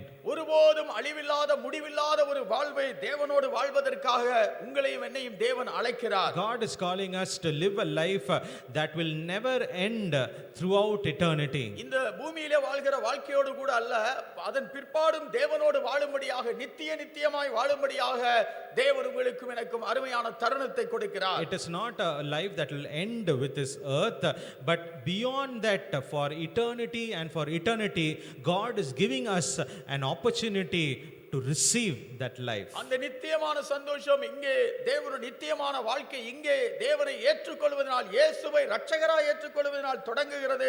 ஆனால் முடிவில்லாத கோடி ஆண்டுகளாய் தேவனோடு வாழ்கிற நித்திய வாழ்வாய் இருக்கிறது. The eternal joy we receive when we accept the Lord as our personal savior, but that is just a starting point of a life which would be lived out not only on this earth but beyond this our life for eternity.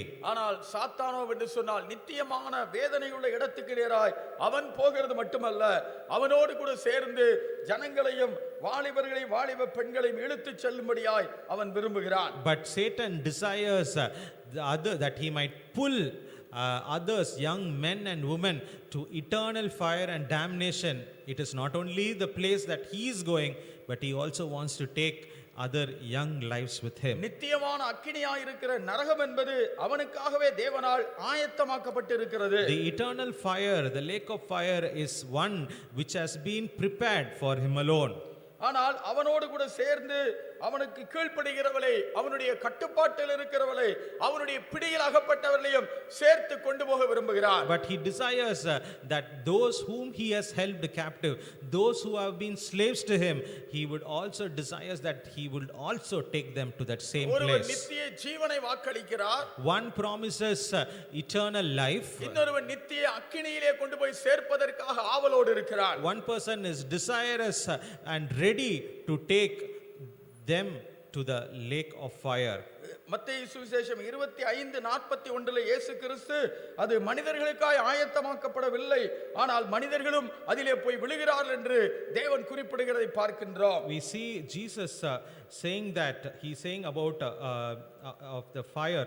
He says in Matthew chapter 25 and verse 41, then shall he say also unto them on the left hand, depart from me, ye cursed, into everlasting fire prepared for the devil and his angels. பிசாசுக்காகவும் அவனுடைய தூதனுக்காகவும் ஆயத்தமாக்கப்பட்ட நித்திய அக்கினியிலே போங்கள் என்று தேவன் சொல்லுவதாய் காண்பிக்கப்பட்டிருக்கிறது. It has been shown to us that God is saying to depart from him and to go into the everlasting fire which has been prepared for the devil and his angels. இது உங்களுக்கு முன்பதாக எனக்கு முன்பதாக ஒவ்வொரு மனுஷனுக்கு முன்பதாக தேவன் இந்த இரண்டையுமே வைத்திருக்கிறார். Before you and me, God has kept both of these things. ஆனால் நாம் எதை தெரிந்து கொள்ள போகிறோம்? But what are we going to choose? யாரை தெரிந்து கொள்ள போகிறோம்? Who are we going to choose? அதுதான் இந்த காலை வேளையில் நாம் தீர்மானிக்க வேண்டிய ஒன்றாக தெரிந்து கொள்ள வேண்டியதா இருக்கிறது. That is we need to decide.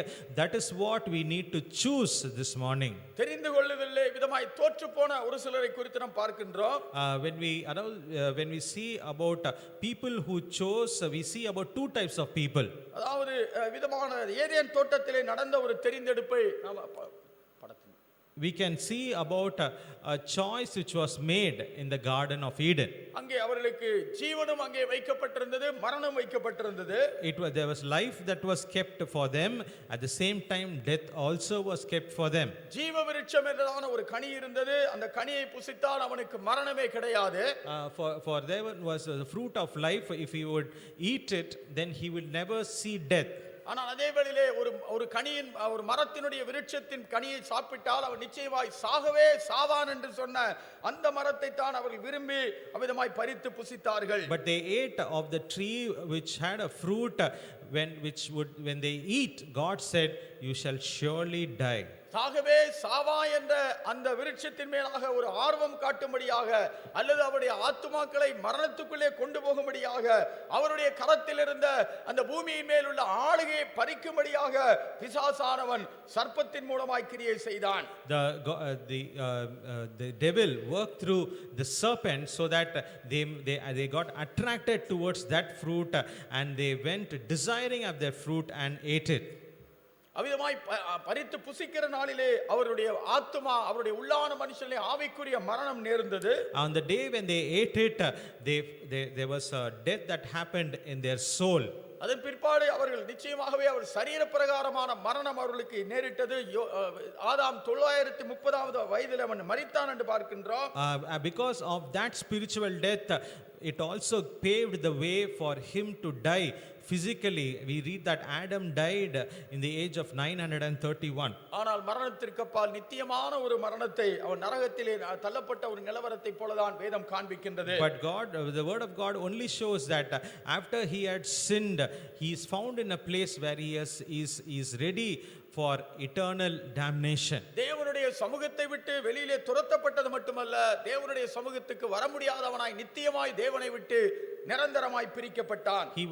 He was not only sent out of the garden, but also he was moved out or sent out of the very presence of the everlasting God. ஆகையாலே அங்கே ஆதாமும் ஏவாளும் முதல் மனிதர்களாய் காணப்பட்ட ஆதாமும் ஏவாளும் எவ்விதமாக தவறானதை தெரிந்து கொண்டார்கள், ஜீவனை அல்ல மரணத்தை தெரிந்து கொண்டார்கள். So the first man and the first woman, we see that they did not choose life, but they chose death.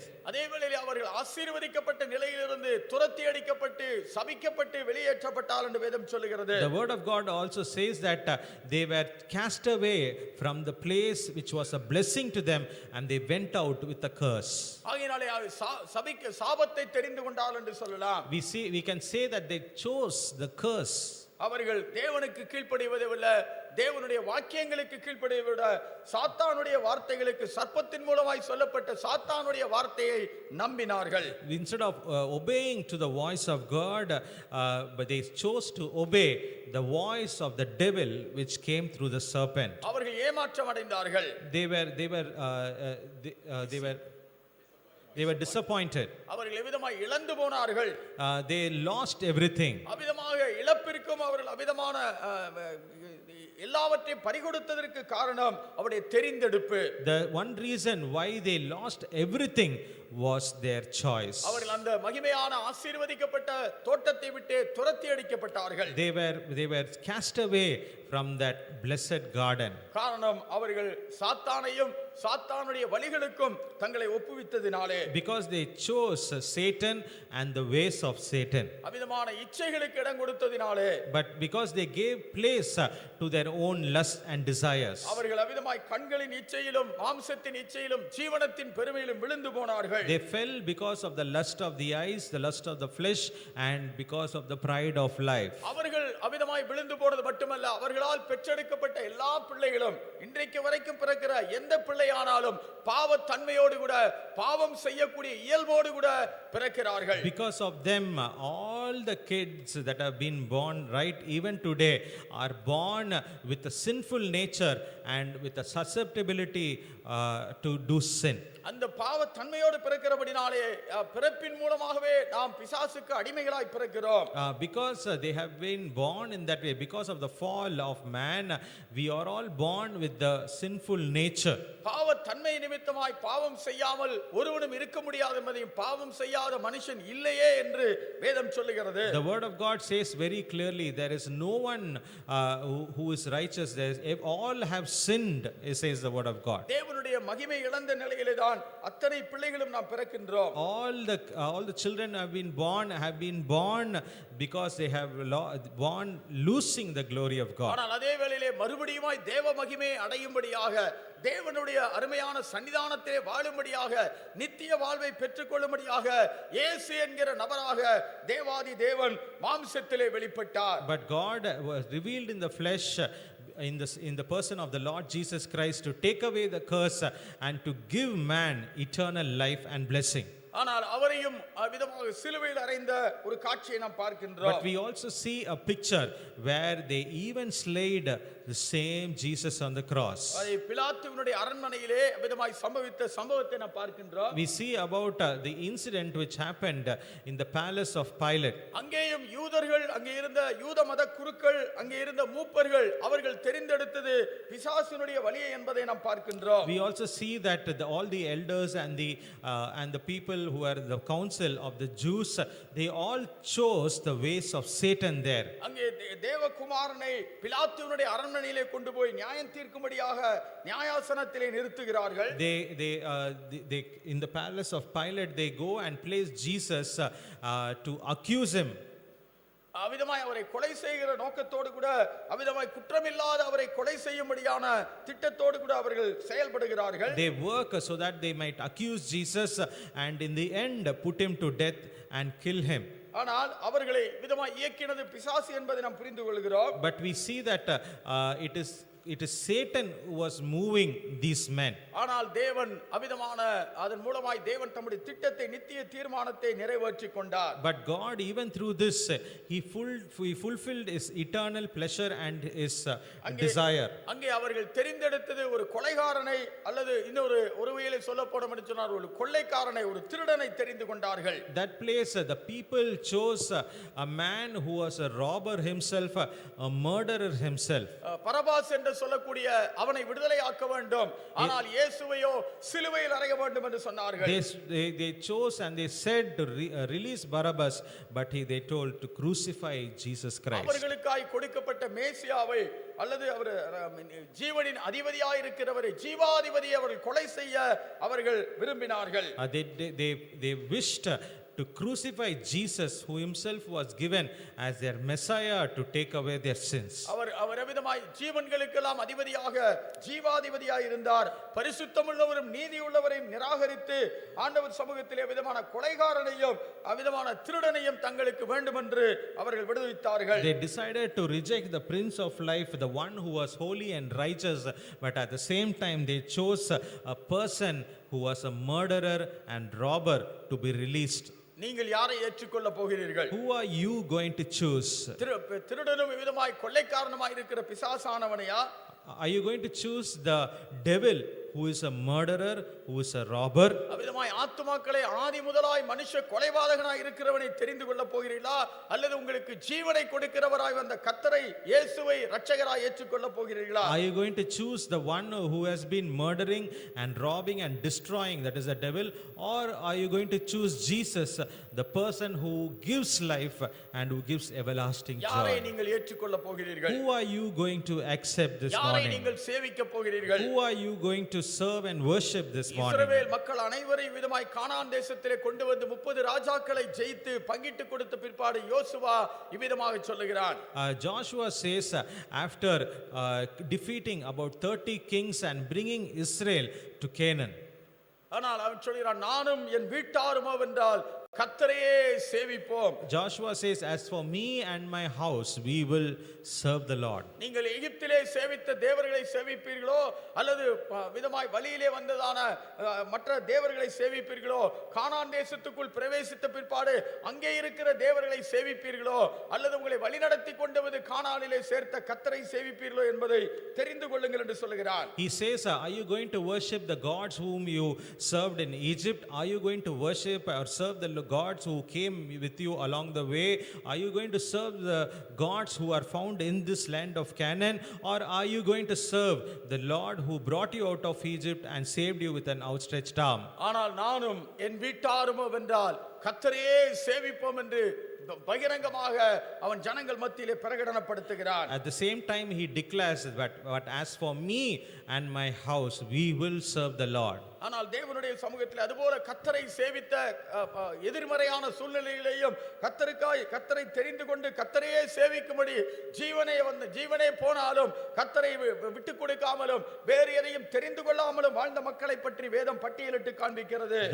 The word of God also gives us a list of people who boldly stood for Christ and also who rejected evil temptations.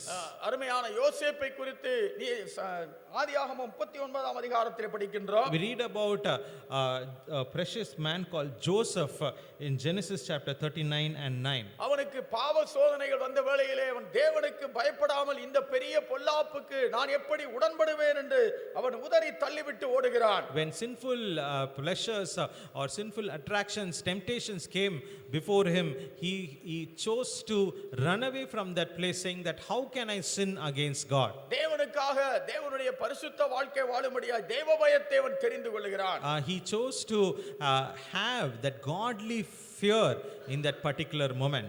அவன் தேவனாலே ஆசீர்வதிக்கப்பட்டு 30 வயதுக்குள்ளாக முழுமையான எகிப்து தேசத்திற்கும் விதமான கவர்னராக மேன்மையான அதிபதியாய் உயர்த்தப்படுகிறார். By about 30 years he was raised up to a position where he was found to be as a governor of the nation of Egypt. தேவனை சேவித்ததினாலே அவனுக்கு ஏராளமான பிரச்சனைகள் இருந்தது, ஆனாலும் தேவனாலே உண்டான மேன்மையான உயர்வும் இருந்தது. Because he served the Lord, because he worshipped the Lord, he had a lot of problems, but God brought him up through all these problems. Babylon தேசமானது இஸ்ரவேல் நாட்டையும் யூதேயா நாட்டையும் விதமாய் சிறைப்பிடித்து கொண்டு போகும் பொழுது அருமையான வாலிபர்களாய் இருந்த தானியேல், அனனியா, மிசாயேல், அசரியா என்று சொல்லக்கூடிய வாலிபர்கள் சிறைப்பிடித்து கொண்டு போகப்பட்டார்கள் அந்நிய தேசத்திற்கு. When there were a lot of captives that were taken from to Babylon, there was also a group of men called Daniel, Hananiah Mishael and Azariah. அவர்கள் 4 அருமையான வாலிபர்களும் தேவனை அறிந்திருந்தார்கள், தேவனுக்காய் வாழ்வதற்காய் தங்கள் வாழ்க்கையை ஒப்புக் கொடுத்திருந்தார்கள். All these 4 men knew the Lord and they had dedicated their life unto the Lord. அவர்கள் பிசாசுக்கோ உலக சிற்றின்பங்களுக்கோ அசுத்தங்களுக்கோ தங்களை ஒப்புக் கொடுக்கவில்லை. They never gave themselves to the pleasures which Satan had brought into their life. அவருடைய சூழ்நிலை மாறினாலும், வேலை மாறினாலும், பெயர் மாறினாலும், உணவு பழக்கவழக்கங்கள் மாறினாலும் அவருடைய ஆவிக்குரிய பண்புகள் மாறாத நிலையில் இருந்தது. Though their times changed, though their place where they stayed changed, though all the seasons changed, they never changed in their worship to their Lord. அவர்கள் தேவனுக்கு முன்பதாய் உண்மையுள்ளவர்களாய் வாழ்ந்தார்கள். They were always true to the God whom they worshipped. சோதனைகள் வந்த பொழுதும் தேவனுக்காக நின்றார்கள். Even when temptations came, they stood for the Lord. நாங்கள் ஆராதிக்கிற தேவன் மாத்திரமே தேவன் என்று சமஸ்த பாபிலோன் ராஜ்யம் முழுவதற்கும் அறியத்தக்கதாக தேவனை நிரூபித்தார்கள். They proved God so that the entire Babylon might know that the God whom we worship is the true and the living God. தேவனை இடைவிடாமல் இடைவிடாமல் ஆராதித்த தானியேலை சிங்கங்களின் வாய்களுக்கு தேவன் தப்புவித்தார். God delivered Daniel, who continuously worshipped the Lord, from the den of lions. அதே வேளையிலே அனனியா, மீசாயேல், அசரியா என்று சொல்லக்கூடிய வாலிபர்கள் பொற்சிலையை வழிபடாமல் விக்கிரக ஆராதனை செய்யாமல் நாங்கள் ஆராதிக்கிற எங்கள் தேவன் ஒருவருக்கே ஆராதனை செய்வோம் என்று உறுதியாய் நின்றபடினாலே தேவன் அவர்களை அக்கினி சூளையிலும் தப்புவித்தார். God also delivered Hananiah, Mishael and Azariah from the flame of fire because they chose to stand boldly, not to worship or fall down before the golden statue. நீங்கள் யாருக்காக நிற்க போகிறீர்கள்? Whom are you going to stand for? நீங்கள் யாரோடு சேர்ந்து நிற்க போகிறீர்கள்? Who are you going to stand with? பிசாசின் பிடியிலா அல்லது தேவனுடைய அன்பின் ஆட்சியிலா? Are you going to stand in the hold of the devil or in the kingdom of our God? ஒரு வகையிலே பிசாசு நமக்கு எதையும் கொடுக்காமலே நம்மை அடிமைப்படுத்தி விடுகிறான். In one way, the devil doesn't even give us anything, but still holds us captive. ஒருவனை அடிமையாக்க வேண்டும் என்று சொன்னால் விலை கொடுத்து வாங்க வேண்டும். If you have to make a person as a slave, you have to pay something and get it. ஆனால் பிசாசு மனிதனுக்கு எதையும் கொடுக்கவில்லை, ஆனால் அவன் நேரடியாக அடிமைப்படுத்துகிறான். But the Satan has not given to man anything, but he still wants to make a man a slave. ஆனால் தேவனோ என்று சொன்னால் தன்னையும் தன்னுடைய உயிரையும் கொடுத்து விலை கொடுத்து வாங்கிறார். But for God, he says, is the person he gives himself, and he gave himself as a paying himself as a price. அவருடைய இரத்தத்தை சிந்தி நம்மை விலை கொடுத்து வாங்குகிறார். He sheds his blood and he buys us with that price. ஆனால் அடிமையாக பயன்படுத்தவில்லை. குமாரன் குமாரத்தி என்று விடுதலையோடு கூட வாழ தேவன் அனுமதிக்கிறார். But God allows so that we might no more be a slave, but to be called as sons and daughters. எவ்வளவு நல்ல தேவன் அவர். How a wonderful good God we have. ஜீவனை கொடுத்து விலை கொடுத்து வாங்கினாலும் உங்களை என்னையும் அடிமைத்தனத்திற்குள்ளாய் அல்ல, சுயாதீனத்தோடு மன விருப்பத்தோடு அவரை ஆராதிக்கவும் அவரை பின்பற்றவும் சேவிக்கவும் அவர் எதிர்பார்க்கிறார். Even if he has bought us by giving us his own blood, he has not bought us for us to be slaves again, but as people who will have freedom to worship him, serve him, love him as sons and his daughters. அடிமைத்தனத்தின் ஆவியை கொடுத்து அடிமையாக வைத்திருக்க விரும்பவில்லை. அடிமைத்தனத்திலிருந்து விலை கொடுத்து வாங்கினாலும் குமாரன் குமாரத்தி என்று சொல்லுகிற தேவன் அப்பா பிதாவே என்று அழைக்கும்படியான புத்திர சுவிகாரத்தை கொடுக்கிறார். He has not redeemed us or bought us so that we might be found with the spirit of bondage or slavery, but also so that we might, but at the same time he has given us a spirit of adoption whereby we might call him as Abba Father. கர்த்தர் எவ்வளவு நல்லவர். How good is our God. ஆனால் அதேவேளை சத்துரு எவ்வளவு மோசமானவன் என்பதை வேதம் காண்பிக்கிறது. But God, the word of God also shows at the same time how bad is the devil or நீங்கள் our யாரை enemy. சேவிக்க போகிறீர்கள்? Who are you going to serve? Who நீங்கள் are you யாரை going to தெரிந்து கொள்ள worship? போகிறீர்கள்? Who are you going to choose? உங்கள் இரட்சகரை நீங்கள் தெரிந்து கொள்ள வேண்டும் என்பது எங்கள் விருப்பம். We desire that you choose your savior. நானும் தேவனை ஒரு நாளிலே அறிந்து கொள்ள தெரிந்து கொள்ள கர்த்தர் எனக்கு உதவி செய்தார். Even God helped me to know him as the true and the living God. ஆண்டவராய் இருக்கிற தேவனை தெரிந்து கொள்ளும் என்பதாக அல்லது அவரை புரிந்து கொள்ளும் என்பதாக நானும் விதமான விக்கிரக ஆராதனைக்காரனாய் இருந்தவன். Even I was one person who worshipped idols before I came to know the Lord. பெற்றோர்களால் காண்பிக்கப்பட்டதான அந்த பொருட்களை விக்கிரகங்களை படங்களை தெய்வம் என்று நம்பி பூஷித்தவன். I also worshipped the so-called gods, the pictures of the gods which my parents had shown to me. ஆனால் பலவிதமான இச்சைகளிலும் அசுத்தங்களிலும் அவிதமான மனசாட்சியற்ற வாழ்க்கையிலும் வாழ்ந்து கொண்டிருந்தவன். I was living in a life filled with lusts and evil desires, an unclean life as a result of it. ஆனால் தேவனுடைய குமாரனை குறித்த அறிவு வேத வசனத்தின் மூலமாய் அந்த சத்திய மார்க்கத்தை குறித்த அறிவு வந்த பொழுது, But when the revelation or the scripture came to me concerning the truth of God's word and the true Son of God, இயேசு கிறிஸ்துவின் மூலமாய் வருகிற பாவ மன்னிப்பு, பாவ பழக்கத்திலிருந்து விடுதலை, பாவ சுபாவத்தின் மேல் வெற்றி கொள்ளக்கூடிய சக்தி, the truth about the Son who can deliver, and also the power that he gives for us to overcome the sins. ஆண்டவர் சமூகத்தில் அந்த விடுதலையின் வாழ்க்கைக்குள்ளே வரும்படியாய் கர்த்தராகிய இயேசுவை நானும் விசுவாசித்து தெரிந்து கொண்டேன். Even I believed on the Lord Jesus Christ so that I can come into that life of faith so that I can be delivered. ஆண்டவருடைய கிருபையினால் இந்த 41 ஆண்டு காலங்கள் முடிந்து 42வது ஆண்டாக நான் இயேசுவை பின்பற்றி கொண்டு வருகிறேன். By the grace of God, I have completed 41 years and I have stepped into the 42nd year of my walk with the Lord. அதிலே காணப்படுகிற மகிழ்ச்சி நித்திய மகிழ்ச்சி என்பதை அனுபவித்துக் கொண்டிருக்கிறேன். I am experiencing that the joy which I experience is one that is everlasting. அந்த நித்தியமான ஜீவனை உடையவனாய் இருக்கிறேன். I have that everlasting joy and I know it. தேவனுடைய குமாரனாக தேவ சமூகத்திலே நான் தைரியமாய் கடந்து வர தேவன் கிருபை அளித்திருக்கிறார். God has given me grace so that I can come boldly into the presence of God. விடுதலையை கொடுத்திருக்கிறார். He has given me the freedom.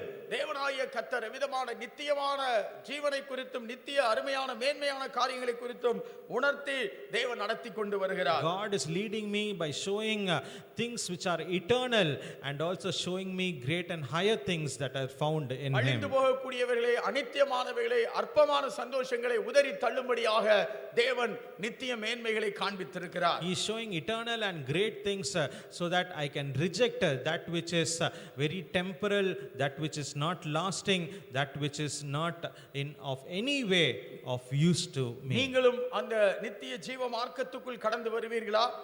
Will you also come into that way of eternal life? நித்தியமான சந்தோஷத்தை தருகிற இயேசுவை ஏற்றுக்கொள்வீர்களா? Will you also choose the Jesus Christ who alone can give you eternal life? தன்னுடைய ஜீவனையும் கொடுத்து இரத்தத்தை சிந்தி உங்களுடைய பாவத்திலும் அக்கிரமத்திலிருந்து விடுதலையாக்குற அந்த விடுதலையின் நாயகனை நீங்கள் தெரிந்தெடுப்பீர்களா? Will you also choose Jesus Christ who gave himself as a price and he has bought you so that he has bought you for eternity and he is the one who can give you eternal life and eternal joy? உண்மையான ஜீவனுள்ள தேவனை நீங்கள் ஆராதிக்க அர்ப்பணிப்பீர்களா? Will you also dedicate yourself to worship and serve the true and the living God? நம் ஆண்டவருடைய சன்னிதானத்தில் அப்படி எழுந்து நிற்போம். Let us rise in the presence of the Lord this morning. ஒரு சில நிமிடங்கள் நாம் யோசிக்க போகிறோம். We are going to contemplate for a few minutes. அப்படியே கண்களை மூடி எல்லாரும் எழுந்து நிற்போம். Let us all rise to our feet. எல்லாரும் எழுந்து நிற்போம். Let us all rise to our feet. ஒருவரும் அமர்ந்திருக்க வேண்டாம். வாலிபர்கள் No young people should be seated down. தேவனுடைய வார்த்தையை நாம் கேட்டோம். We have heard the word of God. இரண்டு பாதை உங்களுக்கு முன்பதாய் இருக்கிறது. There are two paths that are before you. இரண்டு அருமையான நபர்கள் உங்களுக்கு முன்பதாய் வந்து நிற்கிறார்கள். There are two people who are standing before you. ஒருவர் மெய்யான தேவன், ஜீவனுள்ள தேவன், நித்தியமானவர். One is the true God. He is the one who is eternal. இன்னொன்று விழுந்து போற பிசாசு, தேவனால் படைக்கப்பட்டு அவிதமாய் அழிவுக்கு ஏதுவான அவிதமாய் கலகக்காரனாய் மாறிட தேவனுக்கு விரோதியும் நமக்கு விரோதியுமாய் இருக்கிறவன். On the other side is the person who is an enemy of God, who is our enemy as a fallen cherub. He is found there. He is Satan himself. அப்படியே கண்களை மூடி ஒரு நிமிடம் யோசித்து பாருங்கள். Let us close our eyes and think for a moment. ஒரு கண்களும் திறந்திருக்க வேண்டாம். Let no eyes be open now. தேவனுக்கு முன்பதாய் உங்கள் வாழ்க்கையை புரட்டி பாருங்கள். See your life before God at நீங்கள் this time. அடிமைகளா இருக்கிறீர்களா, விடுதலை பெற்று இருக்கிறீர்களா? Are you captives or are you free this நீங்கள் morning? தேவனுடைய நித்தியமான மகிழ்ச்சியை அனுபவித்துக் கொண்டிருக்கிறீர்களா அல்லது அநித்தியமான பாவ சந்தோஷங்களை அடிமைப்படுத்துகிறதா? Are you experiencing the true and the eternal joy or are you a slave of temporal pleasures? கர்த்தராகிய இயேசுவே உங்கள் மெய்யான தேவனாய் இருக்கிறாரா அல்லது சத்துரு உங்களை ஆண்டு கொண்டிருக்கிறானா? Is the Lord Jesus Christ your true God or true Savior or is the enemy? நீங்கள் பாவத்தை யோசேப்பை போல உதறி தள்ளிவிட்டு ஓடுகிறீர்களா அல்லது பாவத்தை உங்களுடைய வாழ்க்கையில அங்கீகரித்துக் கொள்கிறீர்களா? Are you running away from the sins or are you acknowledging or embracing the sins that are in your life? இந்த அருமையான காலை வேளையிலே உங்கள் வாழ்க்கை ஏடுகளை புரட்டி பாருங்கள். Turn back the pages of your life this morning. சிலுவையில் அறையப்பட்ட கிறிஸ்து, The Christ who was slain for us on the cross. இரத்தத்தை சிந்தின ஆண்டவர், The Lord who shed his own blood. உங்களை தூக்கி எடுக்க விரும்புகிறவர், He is the one who wants to lift you up. விடுவிக்க விரும்புகிறவர், He is the one who wants to deliver you. நித்திய வாழ்க்கையை கொடுக்க விரும்புகிறவர். He is the one who wants to give you eternal life. இவ்விதமாய் உங்களுக்காய் எனக்காய் மரணத்தை ருசி பார்த்தவர், He is the one who has tasted death for you and for me. மரணத்திலிருந்து உயிர் தெழுந்தவராய் சிங்காசனத்திலிருந்து அழைக்கிற தேவகுமாரனை பாருங்கள். As the one who has risen up again and calling you from the throne, may we look up unto him this morning. விழுந்து போன தூதனை உதறி விட்டு Let us turn away or set aside the fallen cherub. அடிமைத்தனப்படுத்துகிற அசுத்தமான இச்சைகளையும் இச்சையினால் உண்டான சந்தோஷத்தையும் வெறுத்து விட்டு, Let us all forsake the pleasures that come because of our sinful lusts. அழிவுக்கு ஏதுவான அடிமைத்தனத்தை விட்டு வெளியேறும்படியாய் தேவகுமாரனே உம்மை நான் தெரிந்து கொள்கிறேன் என்று சொல்லுங்கள். Let us run away from all that is holding us captive, from the bondage, from all slavery, and come unto Jesus Christ. இயேசுவே என்னை விடுவியும். And let us say, Lord Jesus, make me free. இயேசுவே என்னை ஏற்றுக்கொள்ளும். Let us say, Jesus, Lord, accept me. இயேசுவே எனக்கு நித்திய ஜீவன் வேண்டும். Lord, let us say to the Lord Jesus Christ, Jesus, I want eternal life. இயேசுவே நீர்தான் எனக்கு வேண்டும் என்று சொல்லுங்கள். Let us say, Lord Jesus, you are all that I want, Lord. இந்த அருமையான காலை வேளையிலே எல்லோருடைய கண்களும் மூடி இருக்க, As all our eyes are open, closed this morning, பரலோகத்திலிருந்து இயேசு உங்களை பார்க்கும்படியாக, that Jesus might see you from heaven. இந்த அருமையான காலை வேளையிலே எனக்கு இயேசு வேண்டும், இயேசு தருகிற ரட்சிப்பு வேண்டும், இயேசு தருகிற நித்திய ஜீவன் வேண்டும் என்று சொல்லுகிறவர்கள் உங்கள் வலது கரத்தை மட்டும் பரலோகத்துக்கு நேராய் உயர்த்தும்படியாய் கேட்கிறேன். As those who say, I want this Jesus, I want the salvation or the freedom which Jesus gives, I request you to raise your right hand and raise it up towards heaven to Jesus who sees you. இயேசு கிறிஸ்துவினுடைய கண்கள் பார்க்கும்படியாக வேறு யாருடைய கண்களும் திறந்திருக்க வேண்டாம். Let no other eyes be open, let the eyes of Jesus alone see those hands. உங்களுக்காக மரித்தவர், The one who has died for you, உங்களை விடுதலையாக்கும்படியாய் ரத்தம் சிந்தினவர், the one who has shed his own blood so that you might be உங்கள் free, பாவத்திலிருந்து உங்களை விடுவிக்க, உங்கள் பாவங்களை மன்னிக்க, the one who has forgiven your sins so that you might be redeemed from your sins, உங்களை பாவத்தின் கட்டுகளிலிருந்து பழக்கவழக்கத்திலிருந்து விடுதலையாக்க, to release you from the bonds of slavery, the slavery that is brought about by sin. தேவனாகிய கர்த்தர் உங்களை விதமாய் தீர்மானிக்கும்படியாய் அழைக்கிறார். The God has kept you so that you might decide. எல்லோருடைய கண்கள் மூடி இருக்க, Let all eyes be closed. நம் தேவனுக்கு நேராய் தீர்மானித்தவர்கள் கரங்களை உயர்த்துவோம். Those who have decided, please raise your hands.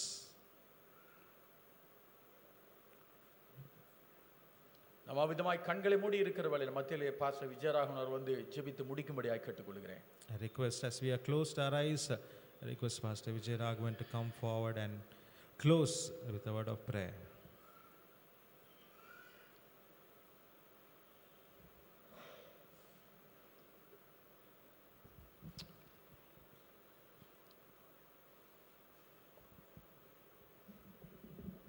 Choosing is not, just sit down for a minute.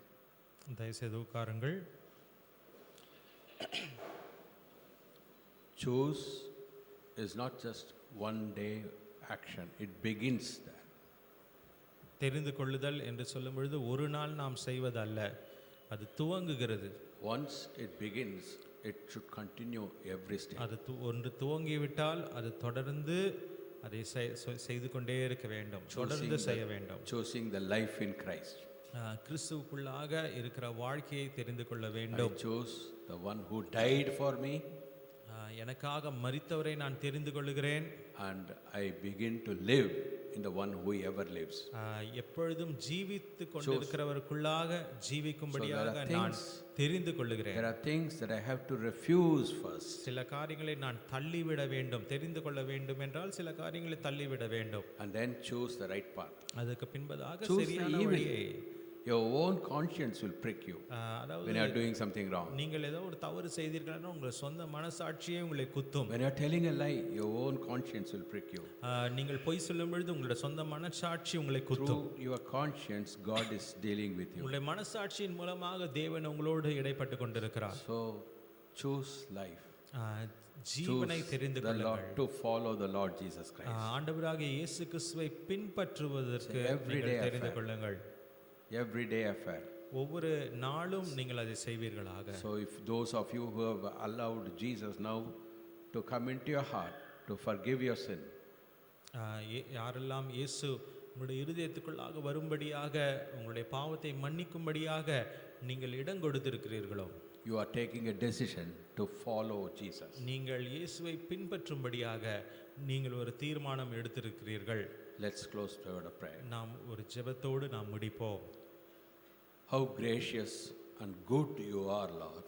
ஆண்டவரே, நீர் எவ்வளவு நல்லவரும் கிருபையுள்ளவருமாக இருக்கிறீர். Father God, not only you sacrificed your son for us on the cross, உம்முடைய குமாரனையே எங்களுக்காக நீர் சிலுவையிலே கொடுத்தது to மாத்திரமல்ல, take away our sin, எங்களுடைய பாவத்தை எடுத்துக் கொள்ளும்படியாக மாத்திரமல்ல, Jesus Christ came into the world to save sinners. பாவிகளை ரட்சிக்கும்படியாக ஆண்டவராகிய இயேசு கிறிஸ்து இந்த To உலகத்திற்குள்ளாக take away வந்தார். the sin of the whole world. அதாவது பூமியினுடைய பாவத்தை எடுக்கும்படியாக தேவன் வந்தார். And you are graciously calling each and everyone in this gathering ஒவ்வொருவரையும் ஆண்டவரே உம்முடைய அழைப்பை ஏற்று வரும்படியாக இந்த கூட்டத்திலும் நீர் அழைக்கிறீர். to choose life, ஜீவனை தெரிந்து கொள்ளும்படியாக, everlasting life நித்திய ஜீவனை தெரிந்து in கொள்ளும்படியாக, Jesus Christ. இயேசு கிறிஸ்துவுக்குள்ளாக இருக்கும் ஜீவனை தெரிந்து Thank you for கொள்ளும்படியாக. speaking to hearts. ஆண்டவரே, இருதயங்களோடு பேசினதற்காக உமக்கு ஸ்தோத்திரம். Continue to deal with us by your spirit. ஆண்டவரே, உம்முடைய ஆவியின் மூலமாக எங்களோடு பேசினதற்காக, எங்களோடு Help இடைப்பட்டதற்காக us to ஸ்தோத்திரம். respond to your love voice. ஆண்டவரே, உம்முடைய அன்பின் சத்தத்திற்கு நாங்கள் மறுபடியும் நாங்கள் So உத்தரவு that சொல்லும்படியாக when we உதவி go from செய்யும். this place, we'll be a transformed, changed person. ஆண்டவரே, நாங்கள் மாற்றப்பட்ட மறுரூபமாக்கப்பட்ட ஜனங்களாக இந்த இடத்தை விட்டு கடந்து செல்லும்படியாக For your glory. உம்முடைய மகிமைக்கு ஏதுவாக நடத்தும். In Jesus' name. இயேசு நாமத்தில் ஜெபிக்கிறோம் பிதாவே. Amen. ஆமென்.